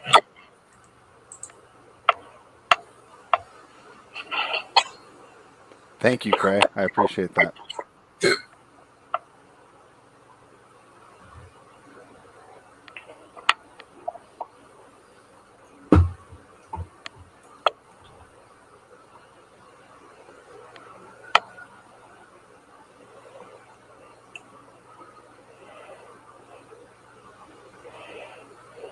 Oh, Jacoby's down spread. Oh, wow. Grabbing his knee. Let me flip back to that because the tennis match is over. Because I like Pedosa, I was watching her celebrate. Who's the fucking third string on Miami? Looks like Tua's getting ready to come in, huh? But he's hurt, though. I guess he's not. He's got a fracture. Would they put the third string in? Did they dress the third string? They usually don't dress 3, do they? I'm looking at the depth chart right now, and it says Jacoby Brissett, Tua, Tagovailoa, no third or fourth. Oh, my God. Tua time. They said Tua had a fracture, though. Oh. Yeah, that's wild. You'd think if he was hurt and he was the starter. I guess you know what that means? If it's not Tua with the fracture, it's like a wide receiver that played quarterback in high school. Yeah.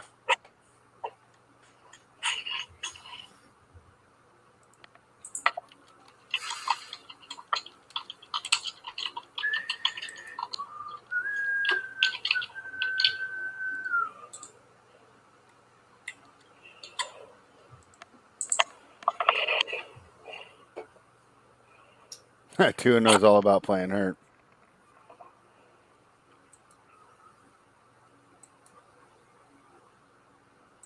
Black wants to see Dan Marino return. At this point, it might be the best option.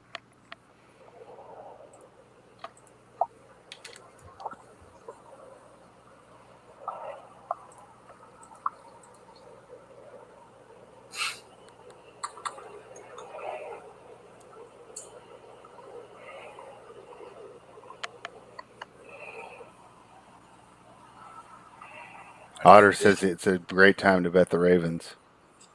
I don't know. I mean, are they even that much different? Oh, good point. Is this going to be another one like the guy that won, and he was a Run Pure member? And it was, what game was that? Where the backup quarterback came in and he played the backup quarterback. So he won $500K, right? Because everyone else had the other quarterback in. What game was that? The Josh Jackson game. Or Josh Johnson. The Jets game that we watched last Thursday. Oh, Josh Johnson, yeah. Yeah, some guy had Josh Johnson in his lineup, and he was a Run Pure member, and he's the guy that shipped the whole tournament. He's got a good point too. Might be doing that same thing right now, huh? Gavin says they're crushing DF. All right, I'll start just tailing your cores then, Gavin. I have no idea what's going on there. Maybe that'll help me learn some of these players.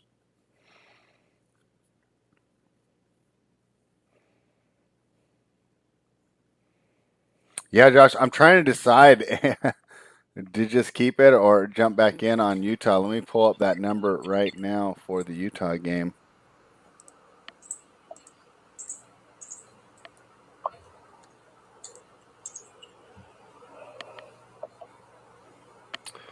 So yeah, Utah minus 10.5 in the second half. I hate how Bovada's line so much better. Let me check on Bovada. They at least will just give me the game. Jazz still minus 145 on the money line. Down to 135, but still down by 9. That's wild. Here's what's his name? Lamar's going to start running.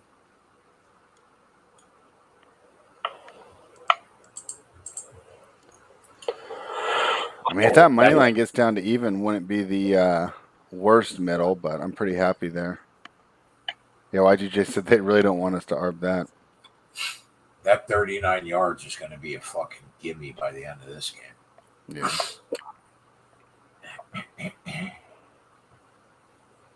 Yeah, I still can't believe that Lamar's 6th in the league in total yards. I mean, just for everybody. And I think he's 1st in yards per carry out of any running back in the whole NFL. Were you surprised that the Titans were able to overcome the loss of Henry so well? I was, yeah. Against a team like that, I was, definitely. Yeah. Titans are the Titans right now are the second best team in the AFC, in my opinion. Yeah. With or without Henry right now. And do you have Buffalo at number 1? Yeah. And I think they're vulnerable. Yeah, I don't necessarily disagree, but I still think you have to give Buffalo number 1. Yeah, because if you were to downgrade them, you'd say strength of schedule, but it's like, but they're beating the people in front of them, right? So they'll get plenty of opportunity to prove it. So that's why I've got them pretty close to the same, because the numbers are going to tell you that. But I am a little hesitant because I know that they have been beaten up on, like the Jets and the Dolphins and, the Jaguars and.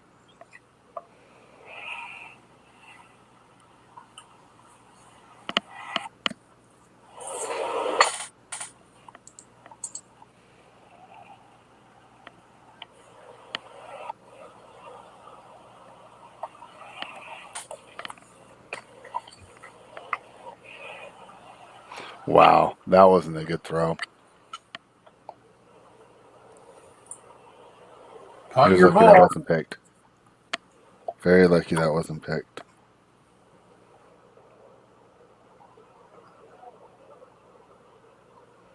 He had him too, bro, wide open.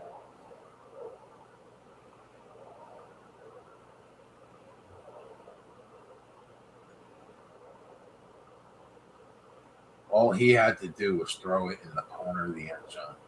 He would have ran right to it.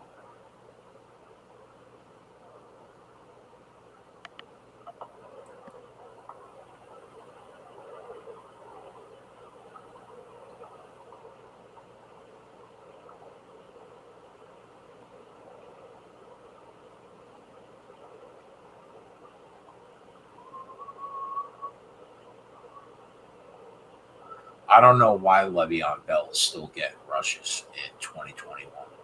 I don't have an answer for that. Yeah, just that shows you how bad their injury situation is, right?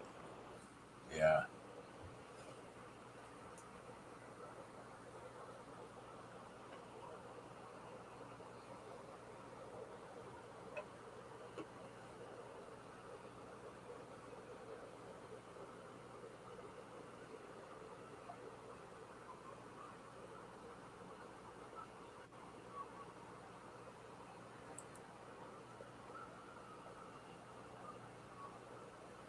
Wow, spread. The Pacers are plus 1.5 right now live.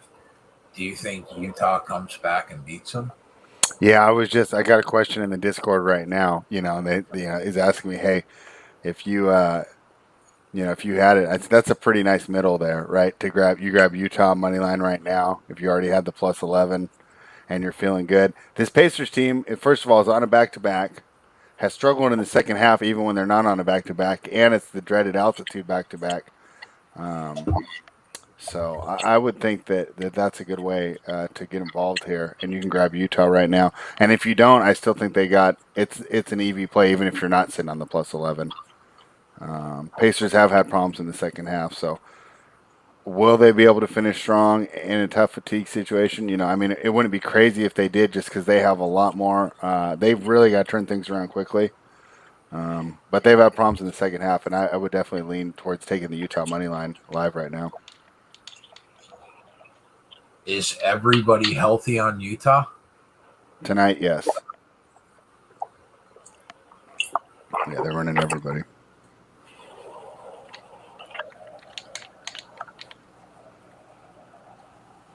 All right, Gavin's upgrading the Oregon Ducks. Love to hear it.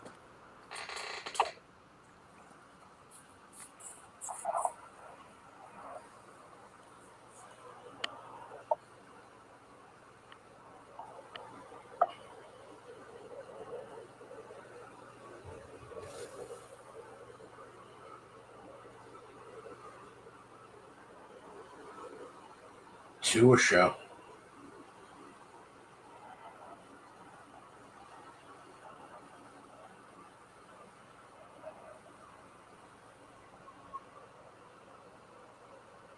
Did Gaskin have a prop up for his rushes? Yeah. I wonder, do you think they'll try and protect Tua here and just go run, run, run? I have a feeling, though, that we're going to see Brissett back in the game. Real soon. Okay, yeah, that might be not a good angle.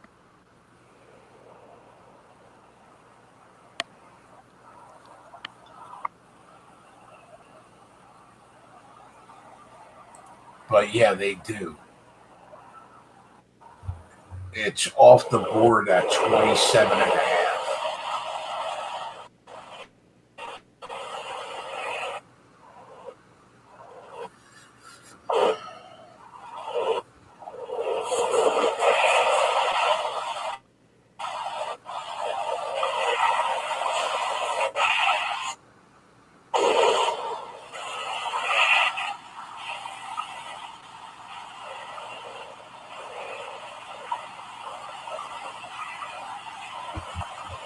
You got a fan blowing over there, Spread?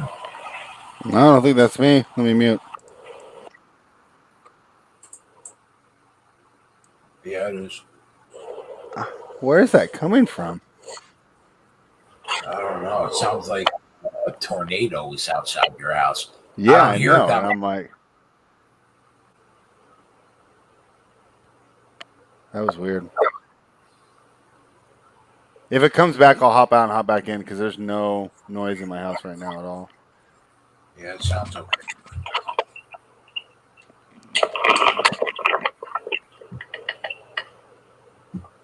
What shows are you watching right now, Spread? I've been watching that it's on Hulu and it's Elementary. It's like it's pretty cheesy. I actually wouldn't even like recommend it, but it's kind of fun just because it's 1 hour The one, episodes. the one with Lucy Liu? Yeah. Oh, it's fucking awful. Yeah, but I've been watching. But honestly, lately, like I've been so tired. By the time the NBA comes over, it's like I'm getting through like maybe one episode every 3 nights. I watch like 15 minutes and fall out, So I haven't really been watching that much. I think that's why I put that one on. It's not that good, and then I don't stay up too late watching it. I got about 40 shows that go in front of Elementary. Yeah. So I'll probably binge Succession and Billions at some point, but I don't have all the streaming passwords to a million streaming things right now. So I figure I'll like run through my Hulu stuff for a little while before I sign up for something else. Yeah, so Narcos, I mean, I'm 5 episodes in. Is it good? Not really. I mean, okay. I'm 5 episodes into the 3rd season of Narcos Mexico. I'm not impressed. I'm not impressed. If you're really into it and you want to go hardcore, there was a I don't know if it's still on Netflix, but it was like the Mexican or Colombian telenovela, and it's basically the same story, but it's like the first 10 episodes of Narcos, like season 1, it's like 60 episodes. Like it just is way slower and more in depth. I personally didn't do it, but I thought it was pretty cool. Like I watched, I think like 10 or 12. And then, I switched and watched Narcos, and it's like, they did more in the first episode of Narcos than happened in like the first 12 episodes of that novella I watched. Yeah, like I like season 1 and 2 of Narcos Mexico so far a lot better than the new season. And then the old Narcos, the original Narcos, season 1 and 2 was great. But I mean, I'm not impressed. I'm 5 episodes in and I'm not impressed. And I watch more television than anybody in the fucking YouTube chat. I've watched everything you could possibly think of. Yeah, Succession's Otter, it's incredible. I agree. It's so good.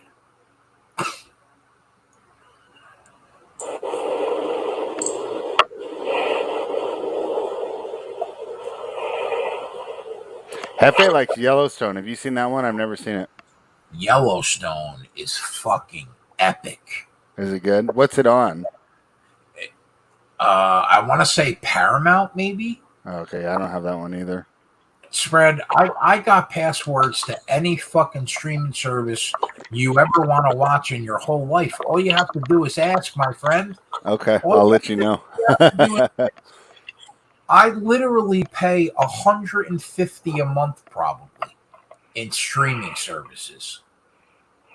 I'll tell you, like first of all, Yellowstone is awesome, and it's all surrounded around Kevin Costner, who owns a huge cattle ranch, like a gigantic cattle ranch. I want to say it's in Montana.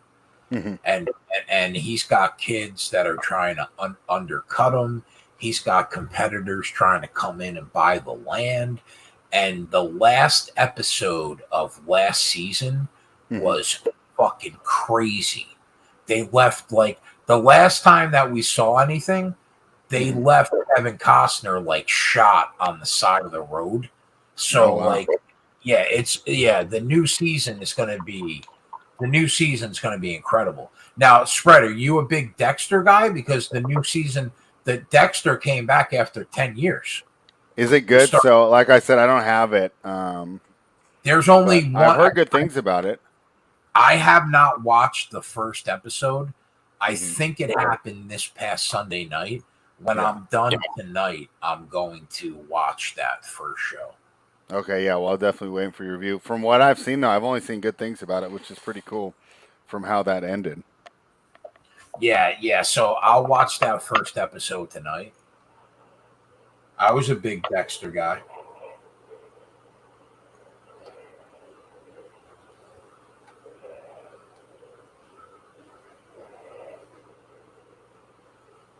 Now, did the new season of Yellowstone start this past weekend too, boys?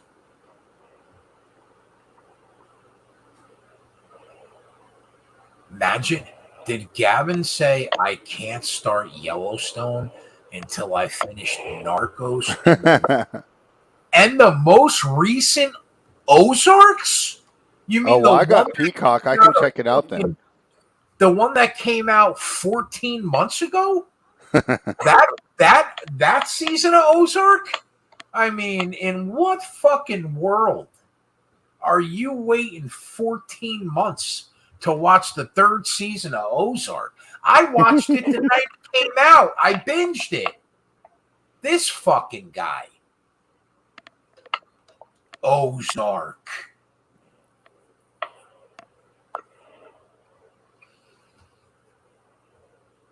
I can't even take him seriously anymore, Spread. Oh, you guys will be texting each other by 10 He'll minutes be after on the show. He'll be on the show Saturday, and I'll be breaking his balls. I mean, we're waiting a year to watch the third season of Ozark. I mean this kid. I'm glad to see we're on the level of Cal State Fullerton, Gav. Hefe, isn't that weird how they? So Hefe says every time I watch the Ravens, I say to myself, "How are they 6-2?" Isn't that weird how they've looked really good some games and then they've just had two stinkers like when they lose? Let the record show, Spread, that for the first 5 weeks of the year, I said this team's overrated, and then I got clowned in our YouTube chat for saying that, and then I finally hop on the Ravens are good train, and then they shit the bed. You know what I mean?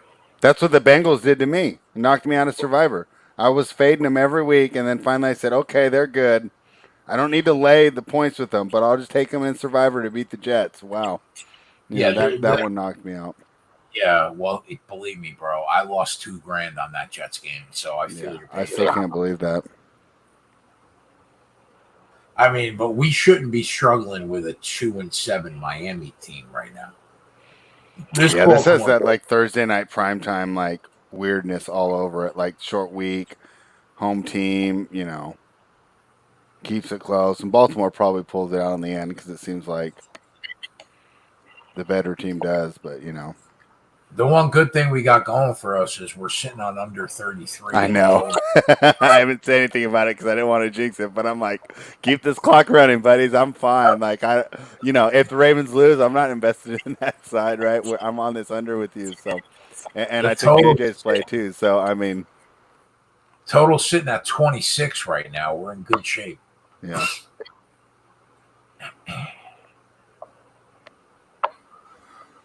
And they're running the clock down like all the time. I mean, this is just fantastic for the under, right? I mean, just keep the ball in bounds, right? Oh, he went out of bounds there, but here we go. Dolphins defense is fired up. Yeah, this is that prime time. Everybody's watching. We're fired up on the losing side. The 2-7 team, and then the 6-2 team. Oh, we're gonna win no matter what. Like let's look ahead to our 10 days off. Start making plans for the weekends. No work this Sunday.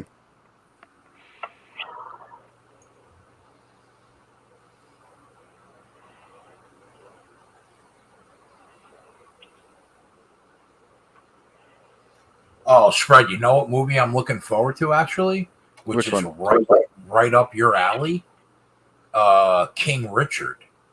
Oh, yeah. Finally saw a preview for it today. It comes out. Good job.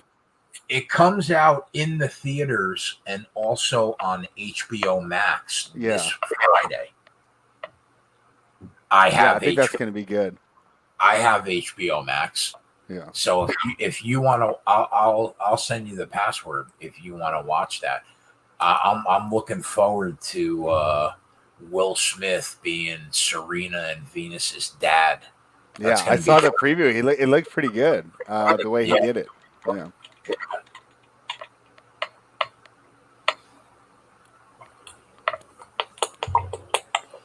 I'm a big fan of the morning show too, which is on Apple TV Plus. Who's on that? It's like Reese Witherspoon, Jennifer Aniston, Steve Carell. Mm-hmm. It's you know what it reminds me of the story about Good Morning America and the fall from grace for Matt Lauer, who's sexual. Oh yeah. It's kind of based off that, to be honest.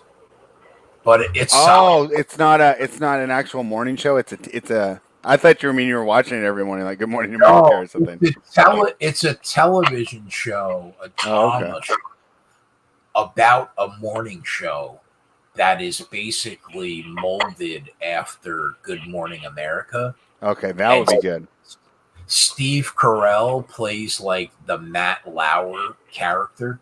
Mm-hmm. It's solid. I liked it, and plus, did you see For All Mankind, which was an Apple? Oh, I've never had Apple. That was one that even then we didn't have that one. I think Apple and Paramount were the only ones we didn't have. All right, hold on, Spread. It's my daughter. Hang on. All right, chat. Come with me here. Yeah, so I haven't not seen the Apple shows. I'm sure Jonathan Nelson that he's seen that Peaky Blinders. That was a pretty good one. Why don't you guys throw your favorite NFL bet for this weekend in the chat? Everyone throw their favorite NFL bet. Yeah. Hey, Ron, that thing's not dead yet, though. It's not dead.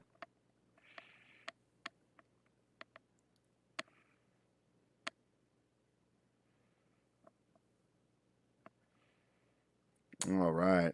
No one's got a favorite NFL bet for me to talk. Yeah, I mean, I guess I'm going to have to get it. And you know what's so funny? Lions money line. You're up there with Tyler. Pocket QB Lamar Jackson likes the Lions money line. All right, so who we got out there? Is this still Tua time? Looks like him. He's got jittery feet already, but he makes the reception. Detroit +9. Yeah, I like that one too. Yeah, I like the Buccaneers. But I'm a little worried though because, like I said, Jay's numbers are much more thorough than mine, and if he says Washington's got the edge, Washington's so tough to back on. Hey, if you got it at 52.5, yeah. Well, I was listening to my buddies Whale and Andy, right? And they're like, this thing's going to go through the moon on their Sunday night show, right? And it was like, by the time I listened to it, it was already 55 because I don't think I listened to it till Tuesday or yesterday. Yeah, Josh Gillum likes the Cowboys over there too. I mean, how do those teams not go over, right? I would say the Falcons would be the ones I'm not worried. I would be worried about for them not getting there. But I think Dallas is going to come and crush after that one. Gav's talking about UC Riverside. I'm just so crazy that you know these guys. Dude, I have problems keeping up with like 30 NBA teams. How are you keeping up with 300 NCAA teams? And they don't even bring back most of the same rosters. Like, at least I have like 7 guys on the rosters.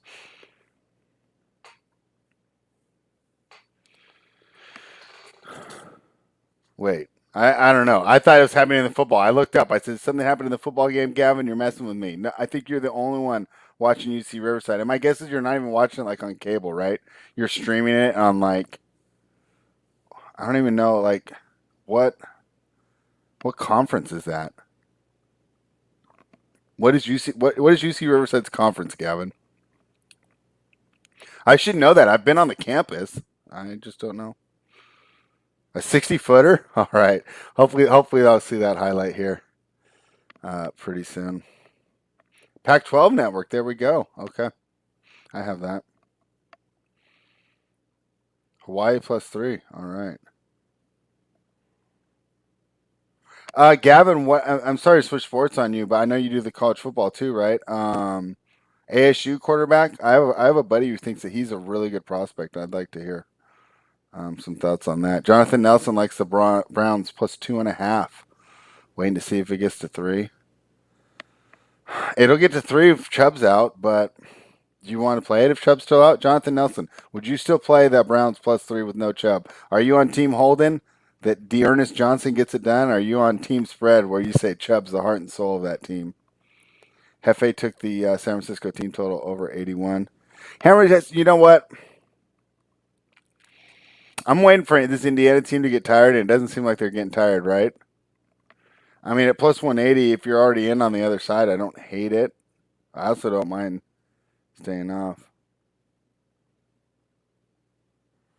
As of when we did the show yesterday, it was still questionable, Hefe. My guess is he'll probably sit, but there's a chance that he plays. And Gavin's talking about the Arizona State quarterback, Jaden Daniels, super legit and underrated. He worries about his ability to read progressions. He's basically Malik Willis light. Oh, well, now, I was with you until you told me that. I wasn't really impressed with Willis. Was that wrong to be unimpressed with Willis, Gav? Am I being unfair just because he didn't cover one spread for me in the only game I watched? Yeah, I agree with you, John. Holden didn't think it seemed to matter, but I think he's just the heart and soul of that team just as much as Derrick Henry means to the Titans, maybe even more. So, Gav, am I being unfair on Malik Willis? Is he going to chance? Is he going to get it done? And am I just mad because he didn't cover last week? To be fair, they had the shot until he threw the interception. I thought we were going to cover for sure. I had two college football games not go my way there. It doesn't it, Jonathan Nelson? Jonathan Nelson says this week seems pretty tough in the NFL. Yeah, I agreed. These numbers just seem like they're getting right, and then it's like there's a lot of the bigger numbers with the really good teams playing the really bad teams. Although we saw that tonight here, and it seems like, if you're sitting on that plus 7.5, you got to be feeling pretty good. That's almost as good as our under. Lamar's still back there trying to get that prop home from Ronnie Lofton. Gavin says Malik might be the top 2 QB. He's worried about what he's shown in terms of holding on the ball too much. That can be coached out, though, right? But being a light version of the top QB could mean 4th round with upside. He's going to fall that far with the QB needy teams. Seems like quarterbacks are completely overdrafted now, right? I mean, 10 years ago, there's no way Zach Wilson's number 2 pick, right? I mean, same with Justin Fields. Like 10 years ago, he was 27, like Geno Smith or Bridgewater, right? Mike says, I'm teasing Cleveland. Yeah. Keg talked about that earlier. I think that's a great teaser spot because do you really think New England's going to blow them out? And you have a New England avatar, the old avatar, the one they wore in '85 when they lost in the Super Bowl with UC Davis grad Tony Eason playing quarterback. Yeah, I'll flip it back. I don't even know why I flipped it away from that Jazz game.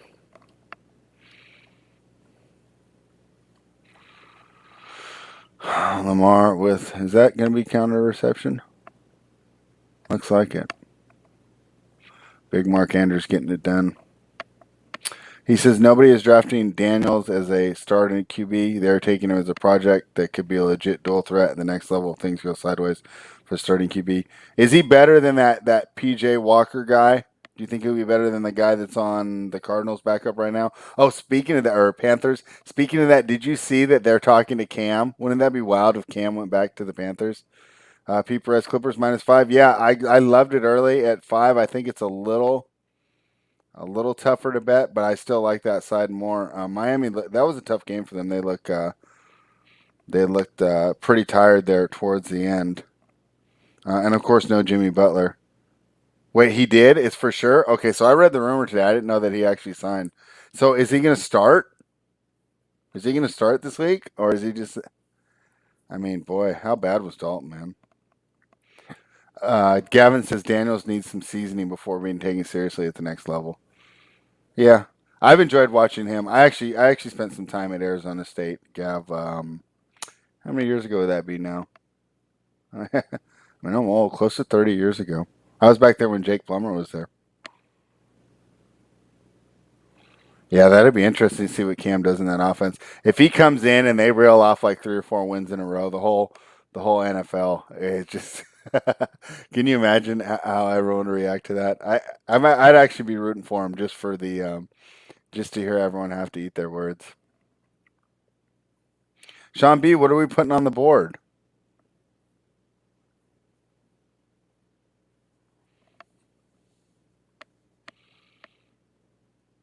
Yeah, But when he does play, I hope they win.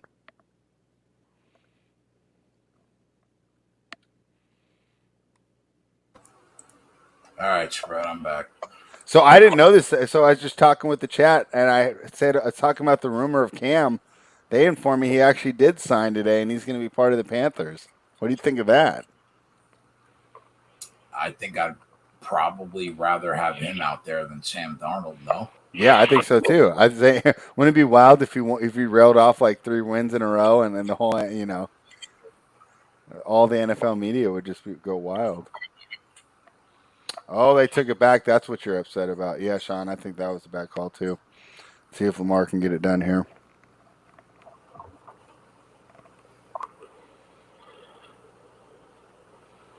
Wow, He slips.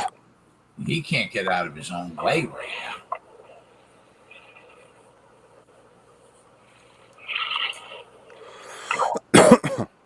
Ron, do you watch it? Ron Lawson says, I think the ASU running game dominates this weekend. Ron, do you watch a lot of Arizona State? I obviously root for them since I spent some time there. This Dolphins front seven has wreaked havoc against. Yeah, this was the front seven that we were expecting to see when we did those season previews back in August, right? Yeah. And then they looked terrible all year, and they were leaving Howard and Jones out to dry, making them cover for 4 to 5 seconds. Yep. Yeah.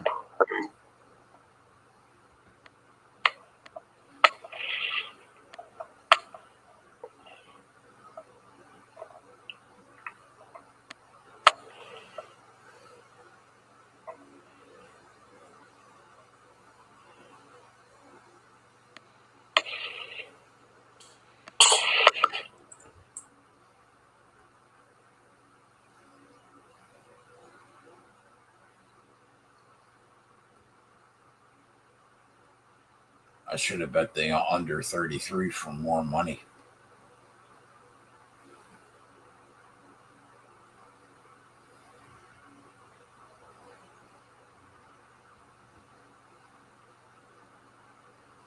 They're hard pressed to get over 23 right now. Yeah. Never mind 33.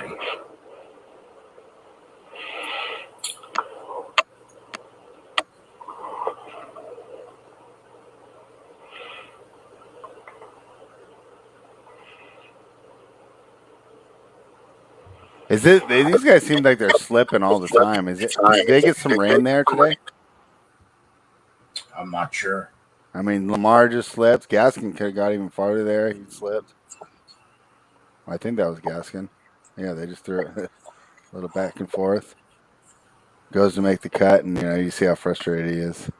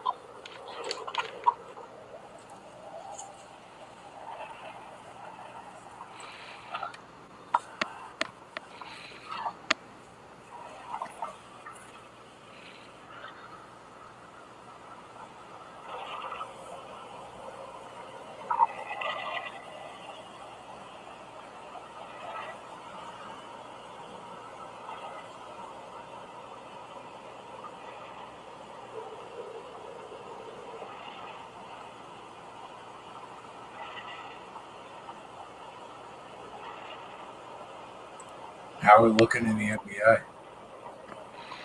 NBA?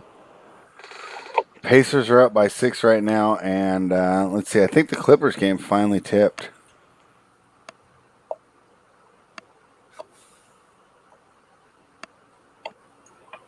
Are the Jazz plus money yet? They were plus 180 for a second, and then they probably popped back down. Let me see exactly where they're at right now. They're minus 120 right now.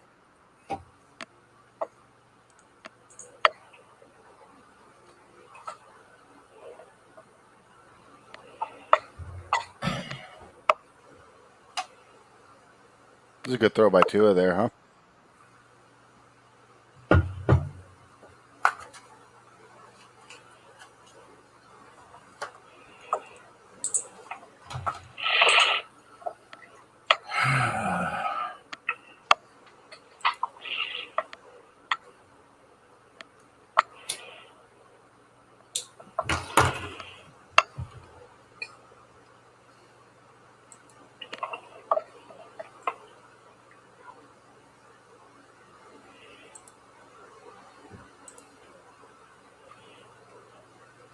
As long as this game goes under, I'm in a spot where I'll probably break even. Mm-hmm. I'd like to make some money, though.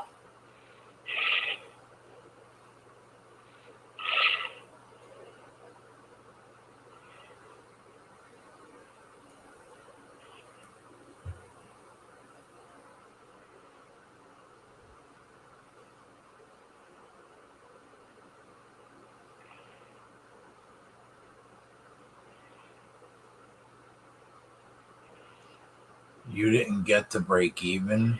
I don't know what that means, Dexter. What other bets do you have?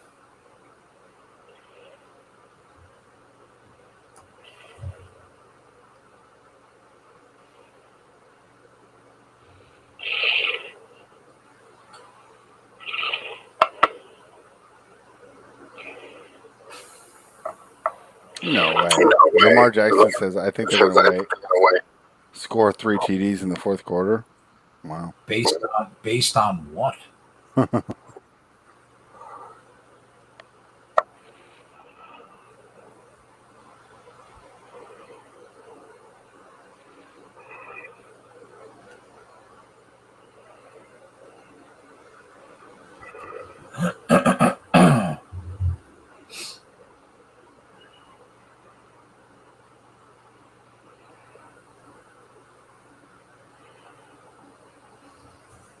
If this game ends with no touchdown, do the first touchdown plays get graded as no?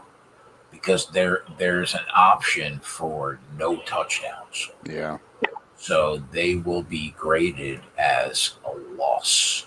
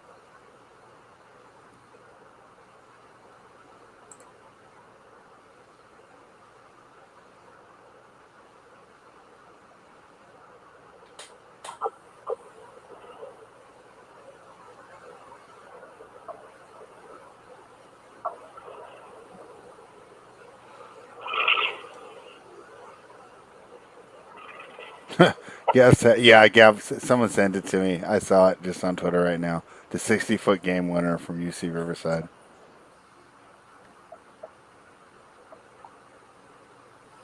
Imagine watching UC Riverside instead of a Thursday night football game. I mean, my close friend lives in an alternate reality.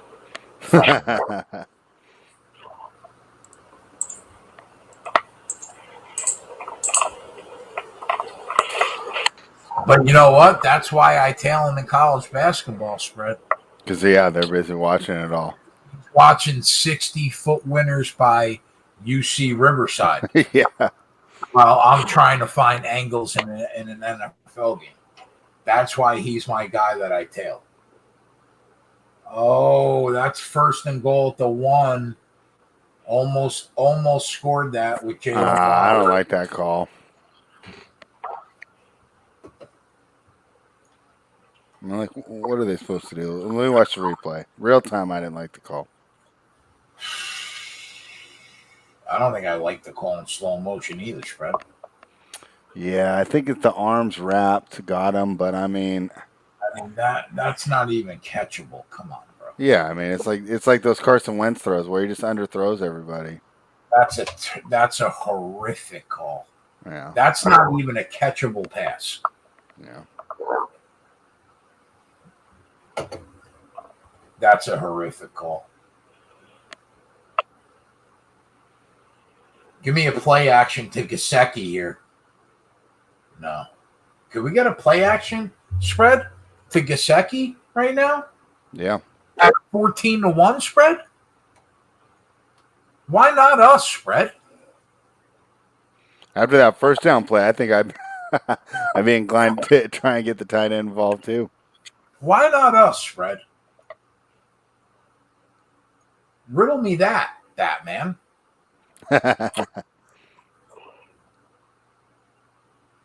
Give me Gesicki here at 14-1, you cunt. I apologize if there's any women watching this show. I doubt you're watching, though. But come on, one time for the boys. One time for the boys!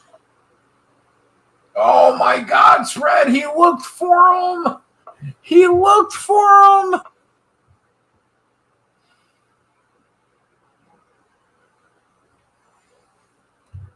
This is just fucking agony. That is a touchdown if he just throws it above his head, spread. Look at this. Imagine throwing that ball. All it had to do was be slightly higher, spread. Yeah. And that's a touchdown. A little more zip on it, too. All right, so we got the tight end and we got Waddle at the bottom of the screen. Touchdown, right? Oh, flag spread. It's That's coming back. Boy. That's a hold. Woo, yeah.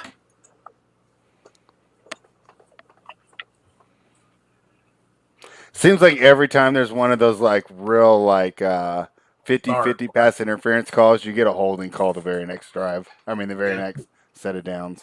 It's a false start. Oh, false start. Okay, well that's less of a makeup then.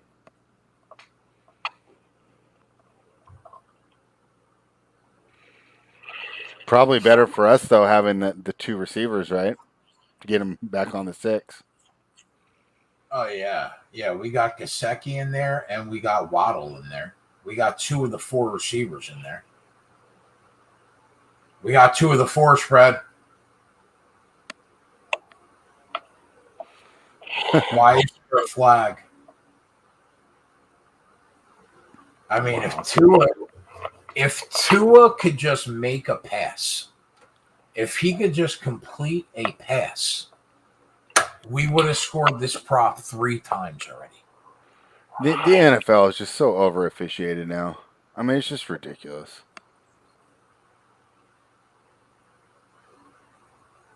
This I mean, like, who pays to go watch these flags? I mean, like, fouls on both teams, holding on the offense, pass interference, face mask defense, replay, 3rd down.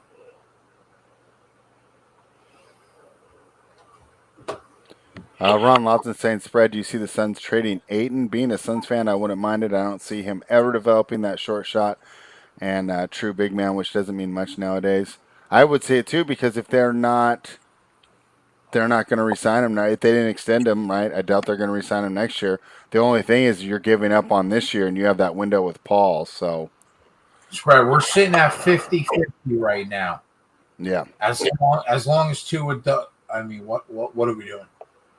What is that? That's a fumble. That's a fumble.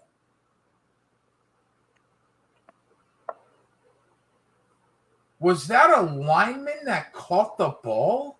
Yeah. What is happening? Was he allowed to catch the ball? Oh, is that a touchdown spread?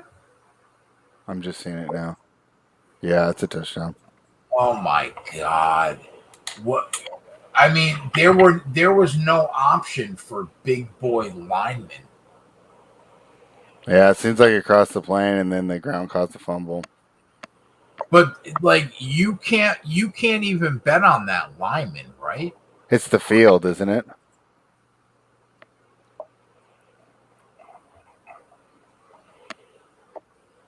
Is he allowed to catch that pass?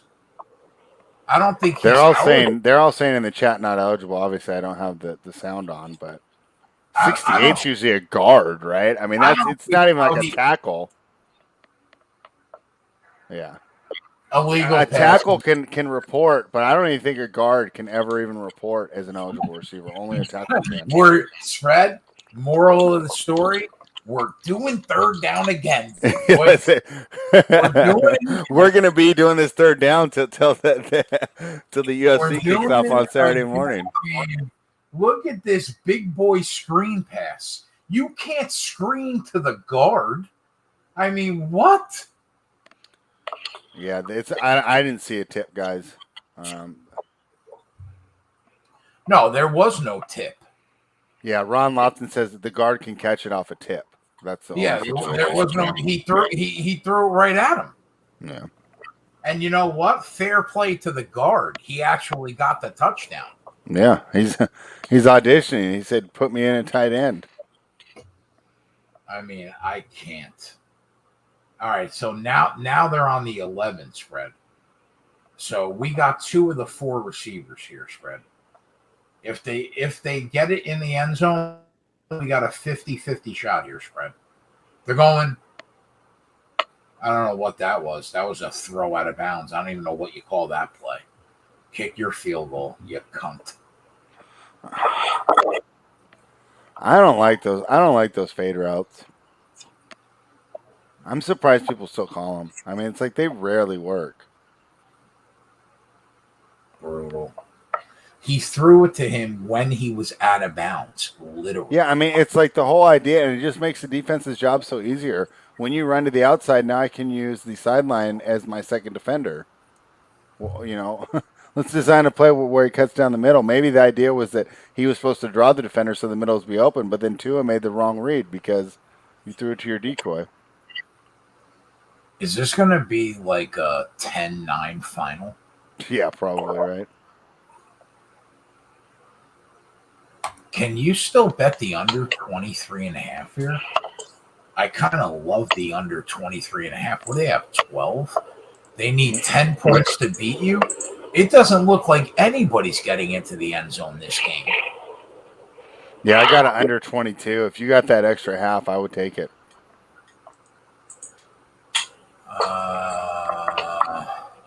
Oh, they just moved it, Fred. They just moved to 22. Well, no, wait a minute.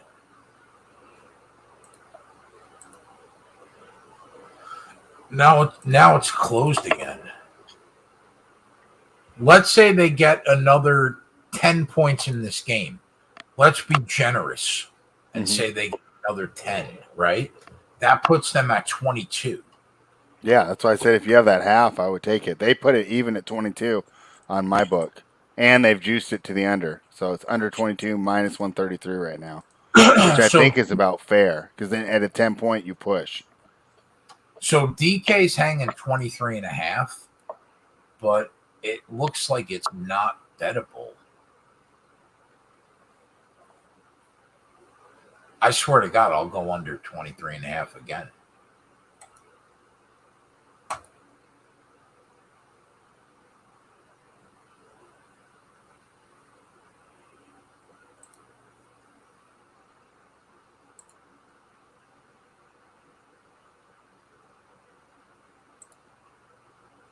So Bet365 hanging 21.5. FanDuel's hanging 21.5.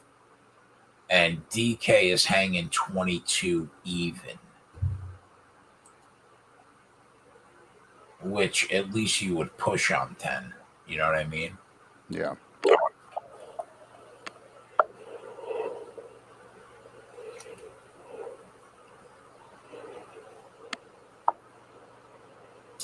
I mean, barring a catastrophe, we're going to hit 33.5, that under 33. Yeah, that's definitely. I love that play.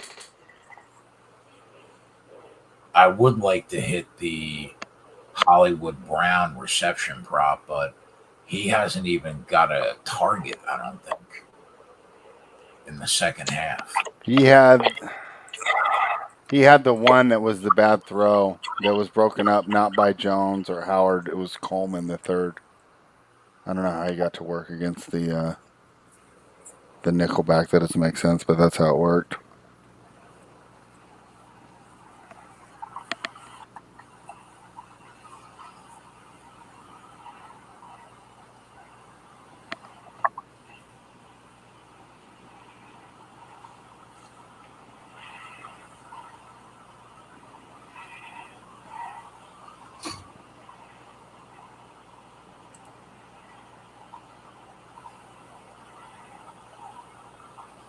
What do we think about alternative unders spread?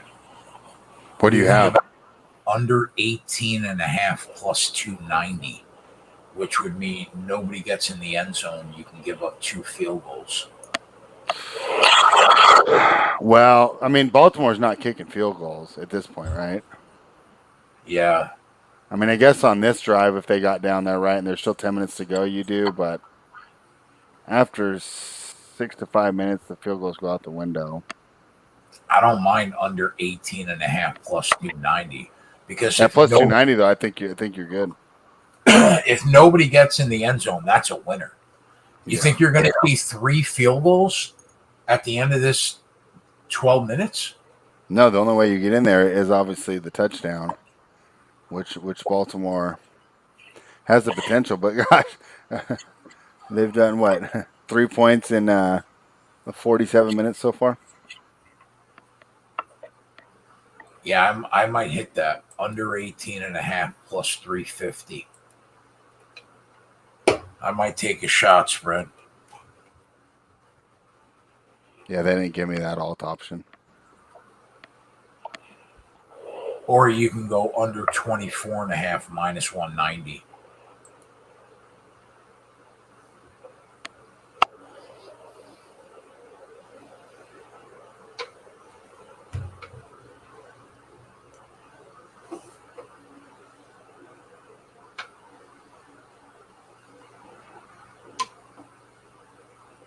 I mean, Hollywood Brown, he can't even catch a pass. Clearly, he bet on the under 7.5 receptions. I know, it's ridiculous, huh? I mean, this is bonkers. How do you not catch that fucking pass? Well, I mean, what are we doing?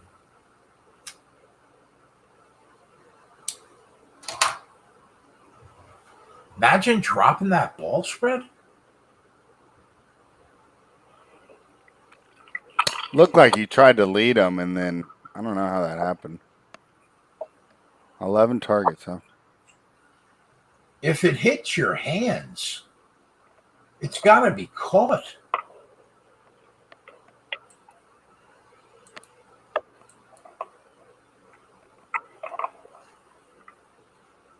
Miami's fired up, man. Yeah, they are. Makes me like the under 18.5 plus 350 even more.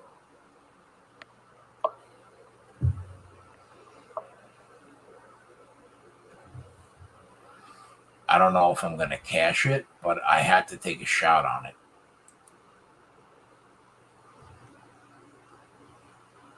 I had to at least take a small shot. Oh my God, is that a fumble? Wow. Yeah, let's see if they... Oh, don't go to the house, though. We want this under. Oh. If that's the reason why this goes over 33, I'm going to throw up.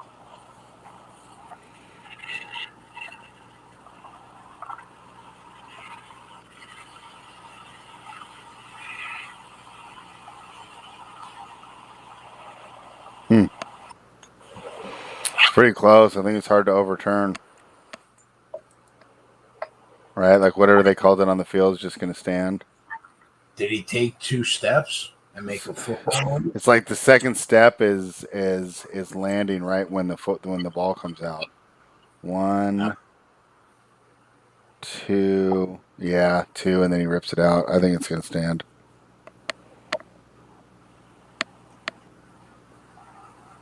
Wow.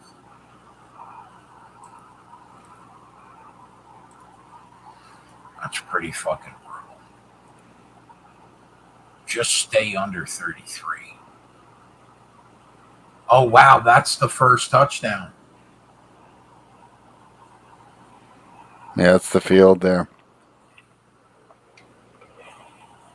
So we lost a unit on Yeah. the four props for the TD.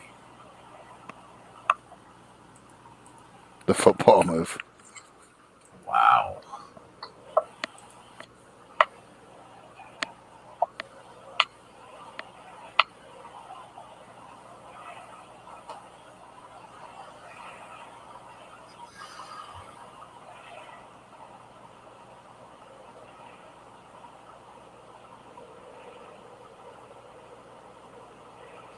And it's another game where we can't cash the Miami season win total under. Well, still not too worried about that. Like I said, this has had all the markings of one of those weird games, which is why, numbers can tell you to bet Baltimore, but the Thursday night, this team's going to treat it like the Super Bowl. Well, that helps the under, I guess, with him missing that 2-point attempt. I mean, he just does not look good. JJ has been so good in the NFL this year, man. I'm Yeah, he's crushing 39. I'm 39 and 23 in the NFL going into this week, and he might be doing even better than me.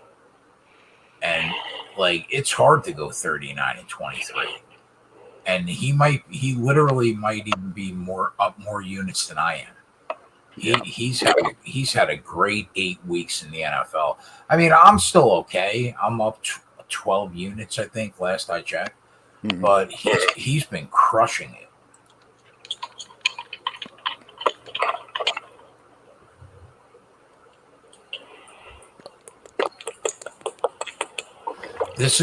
I'm having a down year. At this time last year, I was up 30 plus units instead of like 12 or 13. Yeah, but I mean, the NFL is so widely varying. I mean, it's just good to just be up.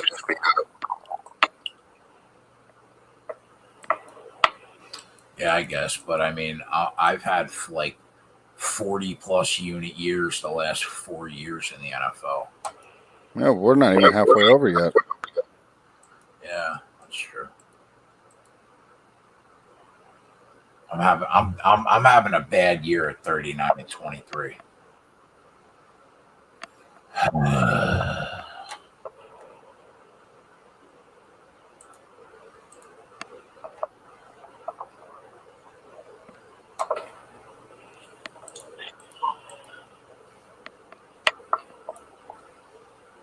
Full game total 26.5 now.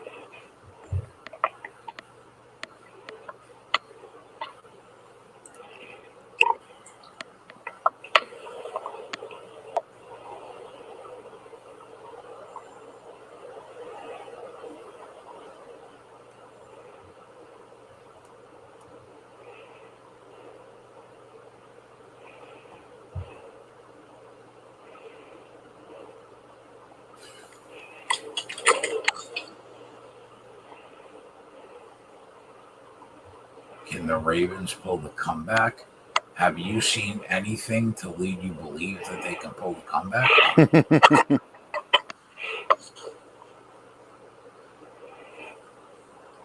They have 3 points 50 minutes into a 60-minute game.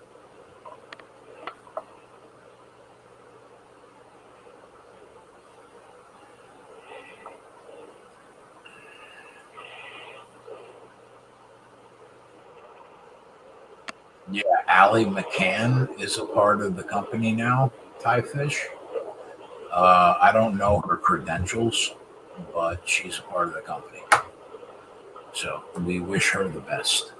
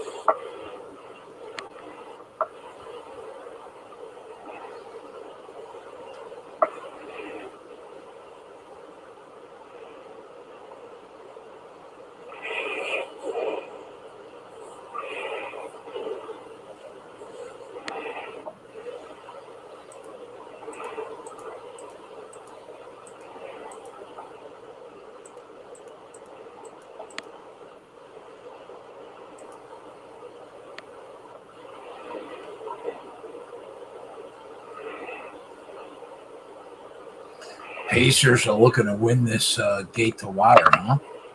Yeah, it was funny because I talked pregame about they got a big brawl going on out there right now. I wonder how much that changes things. But it looks like I don't think anyone's going to get ejected. But Miles Turner's looking crazy and fired up. Yeah, originally I'd target Utah, but then I watched how flat they looked, and then Indiana had, like I said, they've really needed this game. I mean, they're 4-8. They had just a terrible issue, a terrible evening last night. Wow, Donovan Mitchell's pushing his own coach. Okay, so Gobert goes up. Turner gets him. Gobert grabs Turner's shorts while he's falling down. So then he shoves Gobert. Gobert comes back. Looks like went for an underhook, and then they just kind of jousted around. He didn't even really commit to the takedown. And then the whole pushing and shoving starts.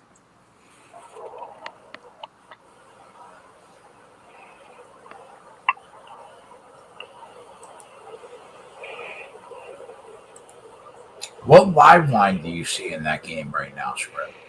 Let me pull it back up. I have the NFL numbers up.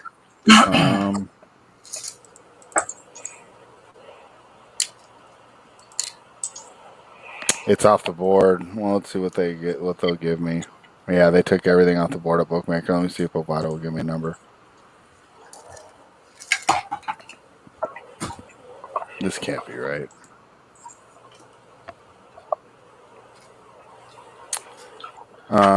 You can't bet it right now, but it was at plus 7.5 for the Jazz.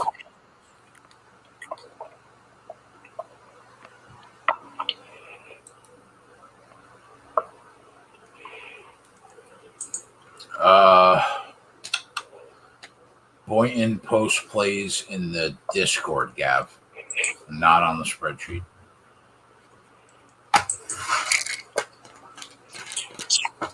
All right, well, they figure this out. I'll go back to the Clippers game.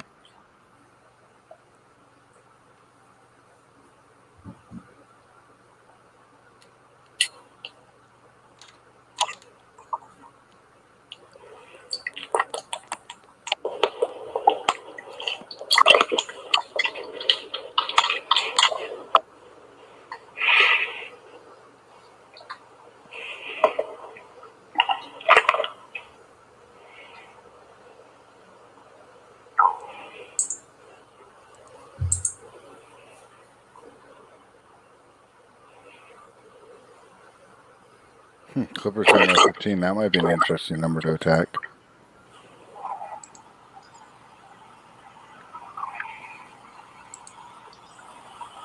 Only plus 6, huh?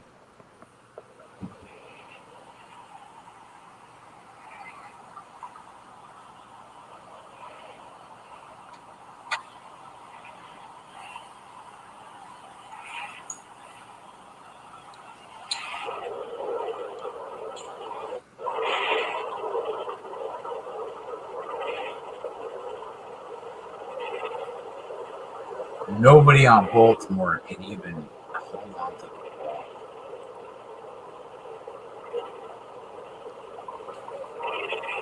It's horrific.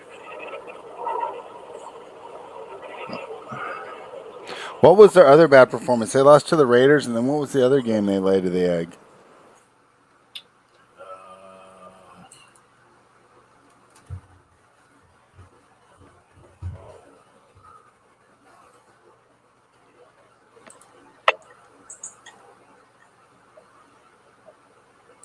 It was against the Bengals, 41-17. Oh, yeah. And that was when I was like, oh, okay, I'll finally believe in the Bengals. And we'll see. We saw how that turned out. I don't think they've won a game since.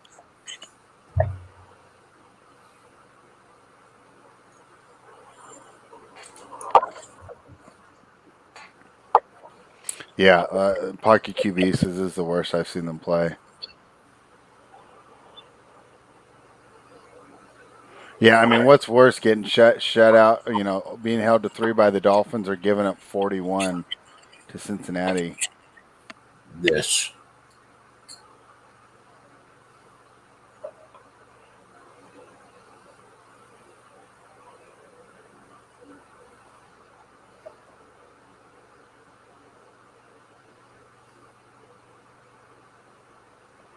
Oh my God, Hollywood Brown is the fucking worst wide receiver in the history of football. Imagine we should have already cashed the 7.5 plus 150. That is disgusting.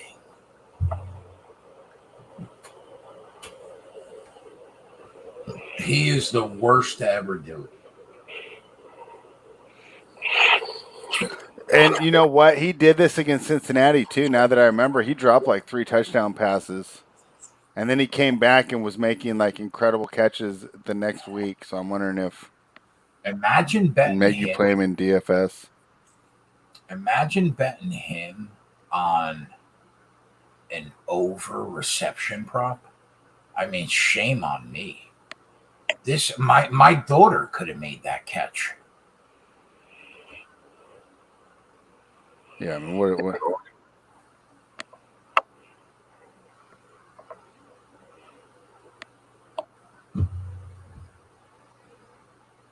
That was an awful pass, though. He's in the NFL, bro. Are you kidding me with that nonsense? Are you actually kidding me with that? Kids in the National Football League, fam.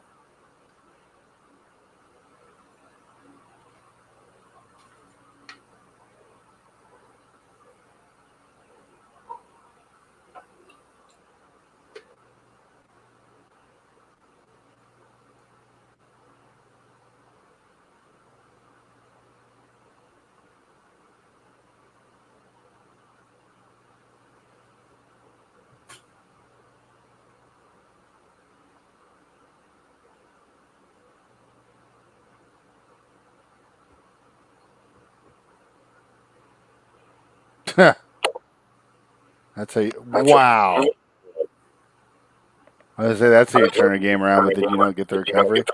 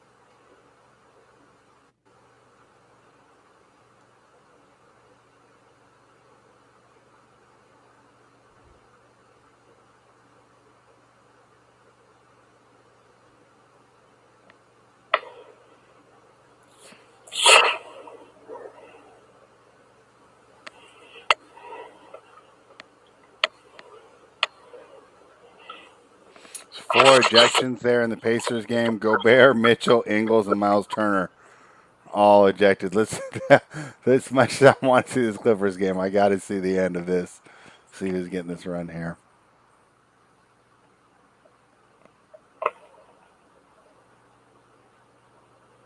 I mean, it should be a layup line with both shot blockers out, right? Let's see if they start going to the rim. It was a terrible shot by Brogdon.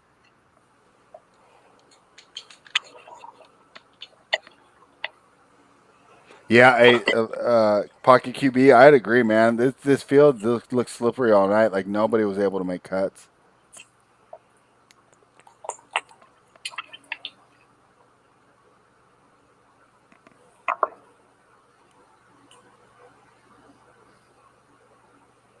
All right, the cowardly punt's always good for an under.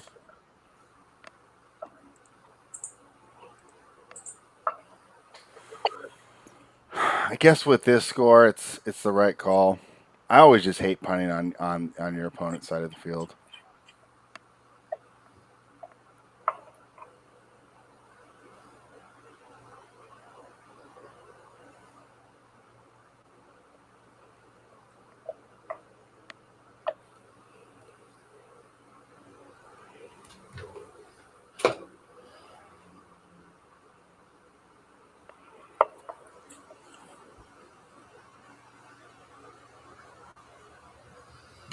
All right, boys. I guess we're going to call it a night. We're probably going to get the live under 33 home.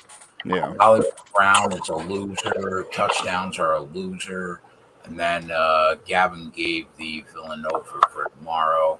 I'll be back on Saturday all day and night with Gavin for UFC plus college football, college basketball. Spread will be live all week with NBA and NFL rundown. And then Sunday, Tyler and I will be live all Sunday for the NFL sack exchange.